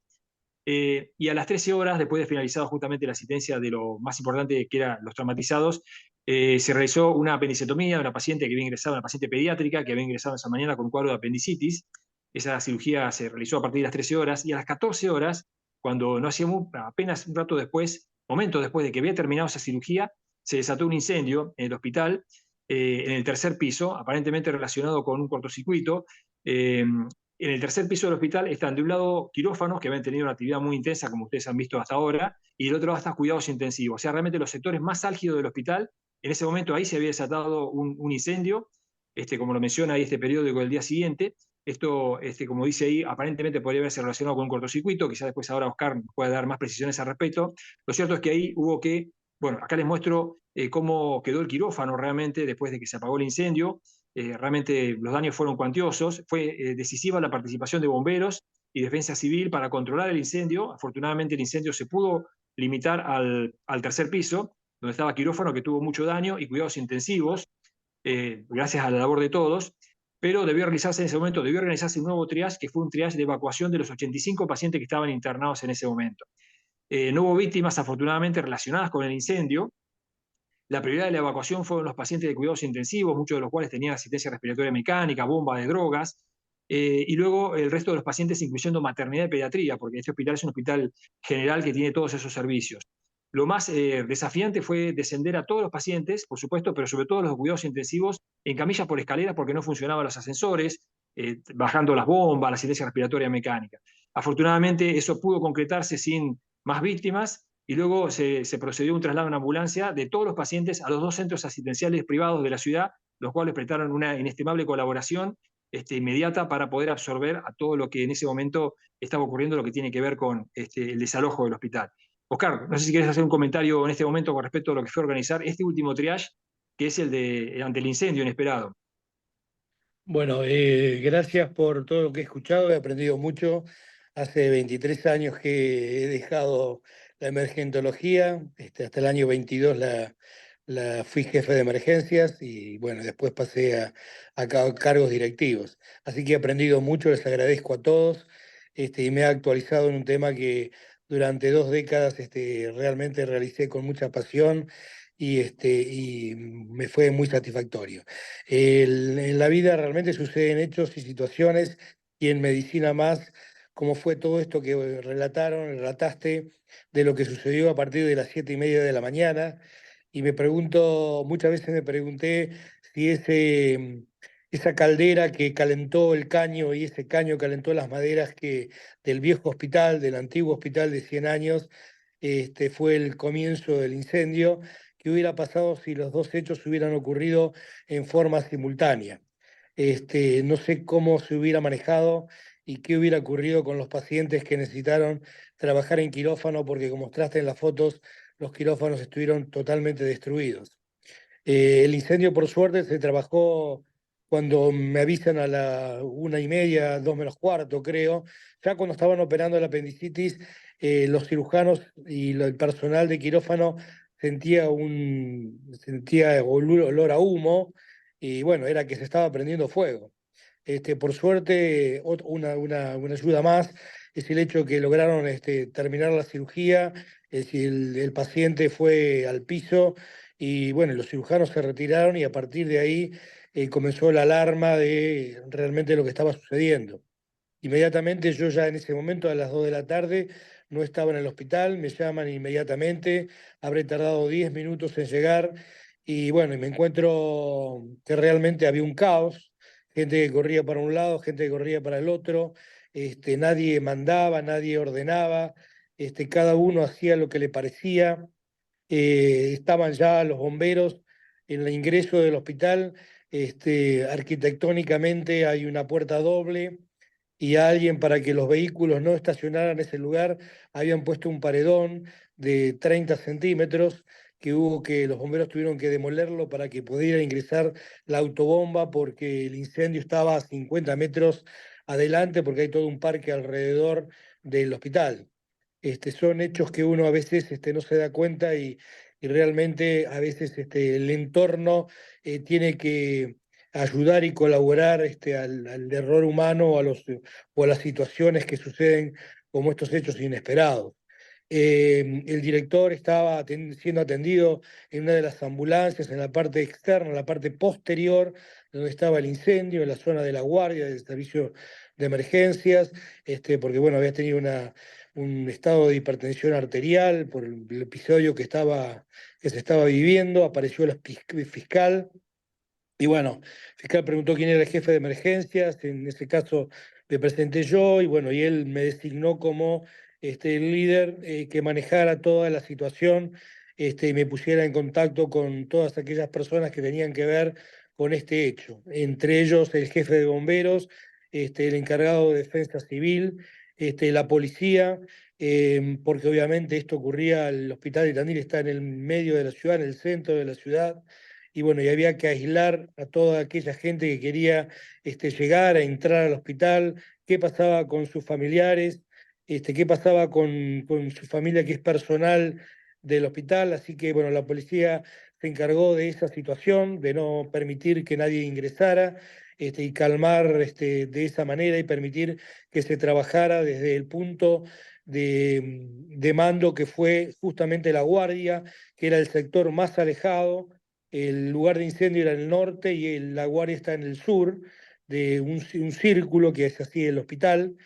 Y bueno, y se comenzó a dar órdenes a cada uno, coordinadas con bomberos, que ellos obviamente se encargaban de la parte relacionada con sofocar el incendio y controlarlo para que no avanzara del sector norte al sector sur. Defensa civil con aquellas cosas que había que romper o que había que trabajar para que los bomberos pudieran desarrollar su tarea y poder trabajar también y ayudar y colaborar en la decisión de los pacientes que iban a ser evacuados. Obviamente luego de un accidente donde había pacientes en terapia intensiva que habían sido operados a la mañana, pacientes graves, entubados algunos, con amputaciones, etcétera, se fue dando prioridad a qué paciente se evacuaba primero. Inmediatamente di la orden a la parte de telefonía, en ese momento era telefonía fija, que se comunicara con los otros dos centros de atención sanitaria que existen en nuestra ciudad, para ver la disponibilidad de camas que había en terapia, la terapia y la disponibilidad en el piso, para ir decidiendo los pacientes que se iban a trasladar. Por supuesto que se dio prioridad a los pacientes que estaban en terapia intensiva, los cuales fue todo un trabajo enorme. Se llamó a la gente de mantenimiento, y a bomberos y a defensa civil, para que pudiera descender los 3 pisos que correspondía, con algunos con respirador, y llevarlos a la parte sur, y de esta manera y se iba evacuando con las ambulancias a los otros centros sanitarios que se ofrecieron inmediatamente. Medios privados, entre ellos casas fúnebres, ofrecieron sus ambulancias, porque indudablemente la cantidad que había que trasladar era muy importante. También se trasladó a todas aquellas mujeres en maternidad, porque probablemente podía suceder que alguna de ellas tuviera un trabajo de parto o una cesárea y hubiera que realizarlo en forma inmediata. Así que considerábamos que era el segundo sector que tenía que ser, junto con el pediátrico, ser evacuado. Y quedaba, bueno, finalmente los que estaban en el piso, que la mayoría podían deambular. Así que, bueno, fueron descendidos, llevados a la parte externa y evaluados si realmente podían ser dados de alta o tenían que ser llevados al medio privado para que siguieran con su atención y con el tratamiento que estaban realizando. Los pacientes que estaban en la guardia del servicio de emergencias eran pacientes que estaban todos compensados, no había ninguno que requiriera ninguna emergencia. Se habló con el jefe de bomberos, se charló y se tomó la decisión que esos pacientes permanecieran en el servicio de emergencias y que no fueran evacuados. De esta manera se logró realizarlo en un tiempo realmente muy corto. Yo diría que no fueron más de 3 horas, en lo cual se pudo realizar todo. El hospital quedó todo ordenado, bomberos dio la orden de que ya había sido sofocado el incendio y bueno, a partir de ahí se trabajó también simultáneamente con personal no médico, con personal paramédico, enfermeras, mucamas, gente de mantenimiento, para que pudiera rescatar toda aquella aparatología que pudiera ser sacada a la parte externa, a la parte sur, para poder, bueno, mantener el patrimonio hospitalario, que es, bueno, obviamente fundamental e importante porque no es tan fácil en nuestro país poder recuperarlo y volver a tenerlo, así que se pudo recuperar computadoras, ecógrafos y elementos de cirugía descartables, etcétera, el máximo posible para que el daño desde el punto de vista material fuera el mínimo posible, con lo cual yo creo que se rescató, no tengo el porcentaje exacto, pero fue alrededor del 90% de todo ello pudo ser rescatado, se perdió todo lo que era obviamente la parte donde se había iniciado el incendio, todo lo que estaba en el quirófano, en los primeros quirófanos, y en la parte del primer piso donde había internación de un lado y del otro lado funcionaban oficinas, que bueno, ahí sí esa parte se perdió, al igual que la parte administrativa en la planta baja, pero se recuperó gran parte del resto y que bueno, fue muy útil. Ahí se comenzó a pensar en la creación de un quirófano, mini quirófano al lado de terapia intensiva. Se utilizó la cialítica que estaba en el shock room como elemento de iluminación y ahí se decidió y se habló con cada jefe de servicio qué paciente que hubiera que operarlo o realizarle algún tratamiento quirúrgico podía realizarse en ese lugar y qué pacientes debían ser derivados a los quirófanos privados, donde obviamente, como se pudieron rescatar las cajas de cirugía, bueno, fueron llevados a esos centros las cajas de cirugía mayor y tuvimos la del éxito de poder decir que logramos que no hubiera ningún tipo de víctima, ni pacientes, ni víctimas del personal hospitalario, ni de defensa civil, ni de bomberos, ni de policía. No hubo ningún avasallamiento del público externo que fue controlado por gente que fue destinada para que hablara con cada uno de ellos y psicológicamente mantuviera la tranquilidad y la serenidad de que el episodio estaba controlado. Fue realmente una situación muy difícil, pero realmente orgullosos de haber podido realizarlo, pero recalco que lo importante fue, primero, el nombramiento de un líder. Coincidió en mí porque era jefe de emergencias y porque el fiscal me designó. Segundo, porque nos pudimos coordinar con el resto de los actores en esta situación, jefe de bomberos, policía y defensa civil, con los jefes de servicio que inmediatamente fueron avisados y llegaron al hospital, o sea que se trabajó en conjunto también con ellos, preguntando cosas específicas de cada una de las especialidades para saber que ellos conocían qué pacientes tenían graves, qué pacientes tenían que realmente podían darse el alta y que iban a estar mucho más seguros en sus domicilios. Bueno, fue un trabajo coordinado, realmente nunca se realizó en el hospital, hasta lo que yo conocía en ese momento, ningún simulacro de incendio y realmente fue todo organizado y creado en el momento y gracias a Dios y al accionar de mucha gente, podemos decir que más allá de la destrucción de un sector del hospital, que durante 3 meses no tuvimos quirófanos, hablo ese pequeño en el cual se podían operar apendicitis o hacer una cesárea o alguna cirugía menor. Toda la cirugía importante se desarrolló en una de las clínicas que prestó uno de los quirófanos, así que con días programados nos entregaron un día para que nosotros desarrolláramos todas las cirugías programadas, sobre todo oncológicas y de urgencia importantes para poder realizarlas.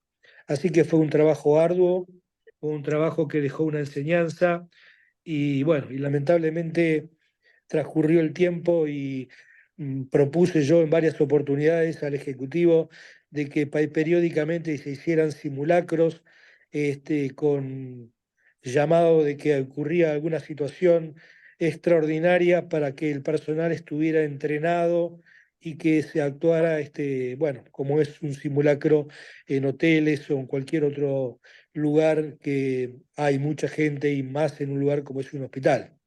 Así que bueno, eso fue más o menos el resumen de lo sucedido, de lo actuado, y bueno, y realmente creo que el que yo haya hecho en el año 92, creo que fue, o 94, 92 creo, en el hospital de Aedo había hecho la TLS, fueron los comienzos de la TLS con el doctor Miguel Gómez, que fue el que lo trajo, y con el terapista, no me sale el nombre ahora, Neira, bueno, Jorge lo Neiva. que, eso, Jorge Neiva, exacto. El aprendizaje de ese ATLS, de esa época, estoy hablando 30 años atrás, realmente me fue muy útil en esta situación que era una situación diferente, distinta a que cuando uno llegan víctimas por trauma de diferente tipo y el accionar es otro, pero uno puede traspolar ciertas cosas a este episodio. Así que les agradezco mucho me hayan escuchado y bueno, les sirva la historia que he contado y bueno, cómo pueden suceder 2 episodios relacionados con organización, con triage, con decisión, con líderes, como fueron el de la mañana, que eran víctimas, y el de la tarde, que era un episodio de un incendio en un lugar donde hay pacientes, donde hay enfermos, y poderlo haberlo resuelto de la mejor manera. Muchas gracias, Oscar. Gracias Muchas a vos, gracias. Guillermo, por la invitación. Si me permiten, los dejo porque, bueno, tengo que ir a atender, a trabajar, ir al consultorio. Muchísimas gracias y gracias por haberlos escuchado y por la invitación. No, Chao. queríamos agradecerte todos los aportes estos que realmente son fundamentales para enriquecer la discusión. Muchísimas gracias, Oscar. Gracias, muchísimas gracias. Saludos a todos. Gracias. Andrea. No, nada, en principio, obviamente en esta guardia tan tranquila que habían tenido ese día, la frutillita de oro fue el incendio y realmente yo no sé si es porque se dio justamente en una ciudad que es como más pequeña o si todas las estrellas se alinearon en ese momento para que funcione todo bien, pero pudieron lograr algo que yo no sé si en Mar del Plata se puede lograr, que es la interacción coordinada entre policía, bomberos, ambulancia, hospital y los medios privados. Esta sección que tenemos en Argentina de la medicina pública y la medicina privada hace que no tengamos convenios entre lo público y lo privado que funcionen y tampoco trabajamos en red.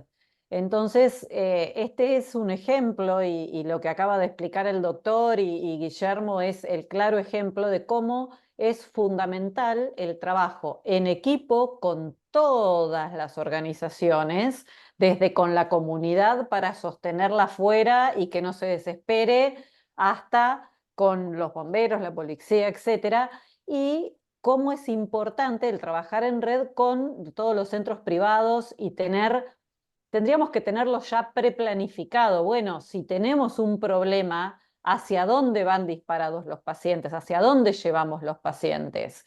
Me parece que de acá salen dos conceptos que son fundamentales. Uno que es el trabajo en red y el otro que es justamente el trabajo en equipo. O sea, me parece que son las dos palabras que rescataría no solamente de la primera parte de la presentación, sino de esta última parte, el trabajo en red y el trabajo en equipo.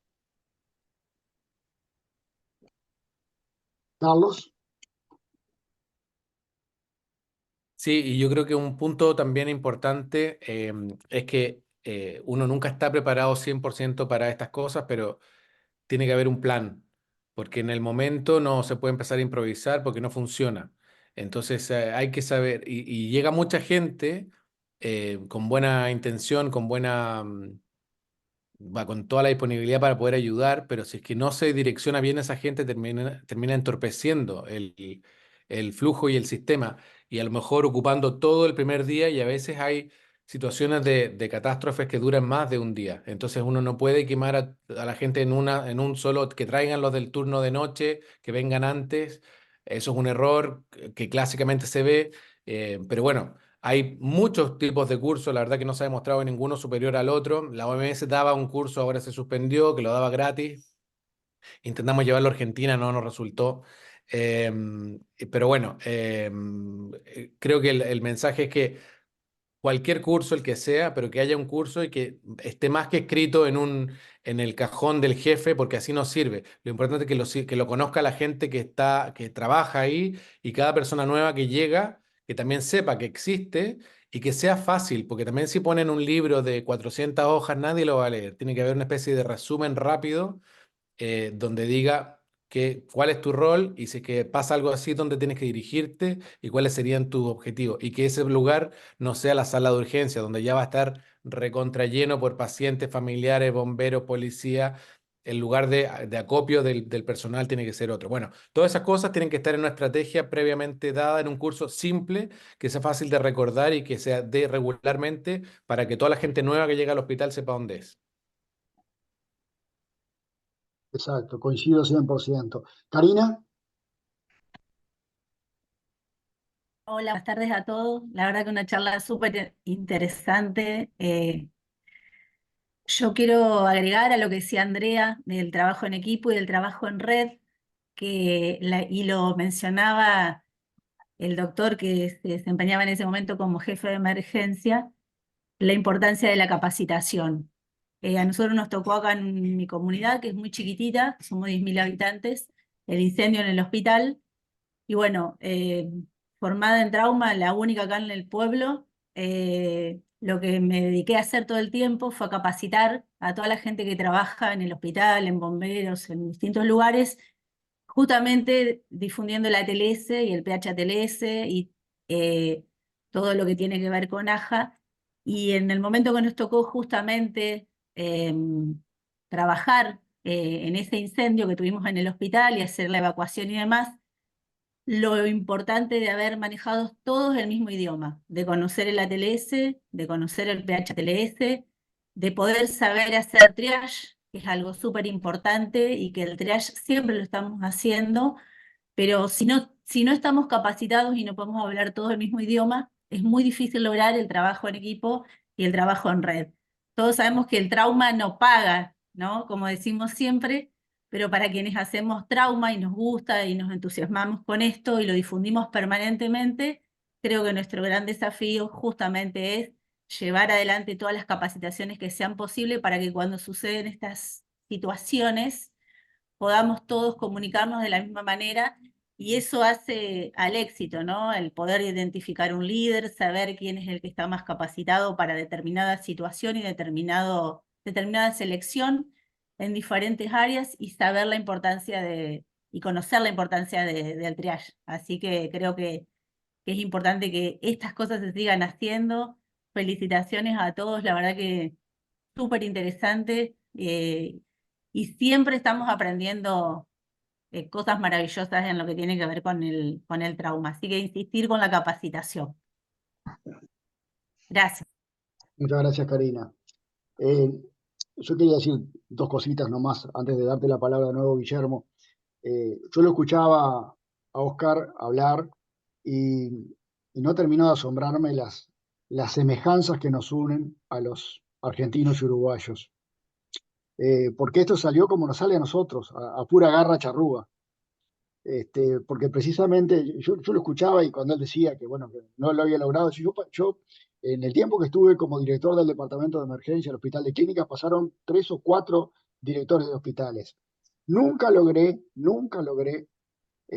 poder convencer de la importancia de formar un comité de operaciones en emergencia que funcionara, que planificara, que hiciera lo que estaba diciendo justamente Carlos Pilasi, un plan de desastres hospitalarios que si algo no puede ser, y coincido pero 100% con lo dijo Carlos, un libro escrito para que quede en el cajón del director del servicio. Lo que yo tenía planificado era que en la tarjeta de cada uno, en la parte dorsal de la tarjeta, estuvieran las 3 o 4 cosas que esa persona tiene que hacer. Y de pronto, si pertenece al departamento de reumatología, bueno, si se prende fuego el hospital, usted debe retirarse del hospital, porque seguramente no lo vamos a precisar al reumatólogo. Y si se presenta al departamento de emergencia, no va a ser alguien que no vamos a estar precisando en ese momento. Lo pongo a título de ejemplo, no tengo nada con los reumatólogos, ¿no? Pero digo, que uno tuviese en el dorso de su tarjeta 3 o 4 cosas que lo guíen en qué hacer frente a una situación de desastre hospitalario.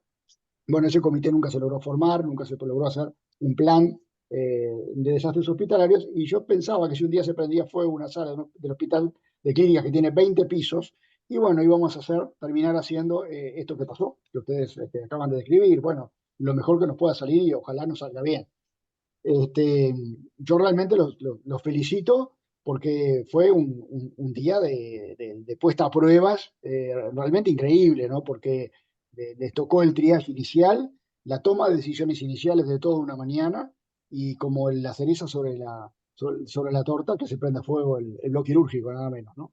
Realmente es para felicitarlo porque todo salió bien en el contexto de lo que estaba diciendo justamente Oscar, bueno, en realidad no había un plan previo que les permitiera a ustedes agarrarse para organizar.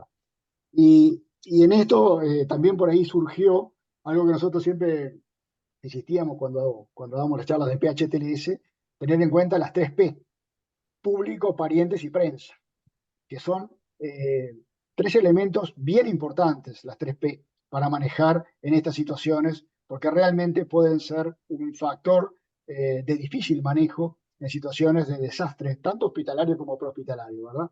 Las 3 P, público, parientes y prensa, conforman parte del manejo global de las situaciones de desastre, ¿no? Bueno, Guillermo, te doy la palabra para que cierres. No, bueno, muchísimas gracias a todos por los comentarios, por los aportes, ha sido muy enriquecedor y aparte interesante cómo este incidente a más de 20 años, muchas cuestiones relacionadas con el manejo de las emergencias y también con el manejo de cada caso en particular del trauma ha tenido sus variaciones. Esa foto que estoy mostrando ahí, que tiene que ver con lo que ocurrió en los días siguientes, el hospital siguió funcionando obviamente de modo muy reducido, como lo contó muy bien Oscar, fundamentalmente a través de lo que eran las emergencias, ¿no? Se conservó la sala de emergencias, pero hubo una disminución drástica en el resto de los servicios.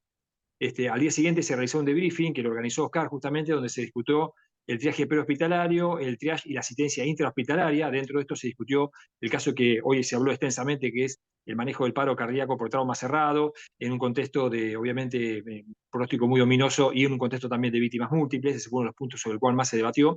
Y luego el triage de evacuación ante el incendio, con esa cuestión que Oscar hizo referencia de que realmente se decidió sobre la marcha, no habiendo un plan previo para poder enfrentar semejante circunstancia. Bueno, comentarios creo que los han dicho todos ustedes en cada uno de los puntos, por eso quiero agradecerles muchísimo. Y simplemente, bueno, 2 mensajes finales. Uno para aquel personal del Hospital Santa Marina, que realmente trabajó muchísimo en aquel momento, donde todos colaboraron, médicos, paramédicos, enfermeros, técnicos, el que estaba de guardia, el que no estaba de guardia. Después, por supuesto, que a raíz del incidente del incendio se sumó Defensa Civil, bomberos, policía. Realmente, esto es una foto simbólica. Sería imposible poner una sola foto a toda la gente. Y el último recordatorio es algo de lo que siempre hablamos, tiene que ver, obviamente, con ese flagelo que esta jornada había empezado una vez más por un incidente vial con víctimas, que es un tema que, bueno, a pesar de todo lo que se habla, de todos los cambios y todo, sigue siendo un tema todavía insoluble. Podemos tratar fundamentalmente cuando ya sucedió el hecho, tratando de mejorar al máximo posible la asistencia del trauma, pero la verdad es que todavía estamos débiles en lo que es prevención. Así que bueno, muchas gracias. Bueno, muchísimas gracias, Guillermo. Excelente presentación. Creo que hemos aprendido todos y hemos repasado una cantidad de conceptos. Y les agradezco a todos por todos los aportes que han brindado, que han enriquecido este encuentro. Así que bueno, ha sido un placer estar con ustedes y los invito para reencontrarnos el lunes próximo. Que pasen muy bien. Muchas gracias. Chao, nos vemos. Gracias, Guillermo. Gracias a ustedes.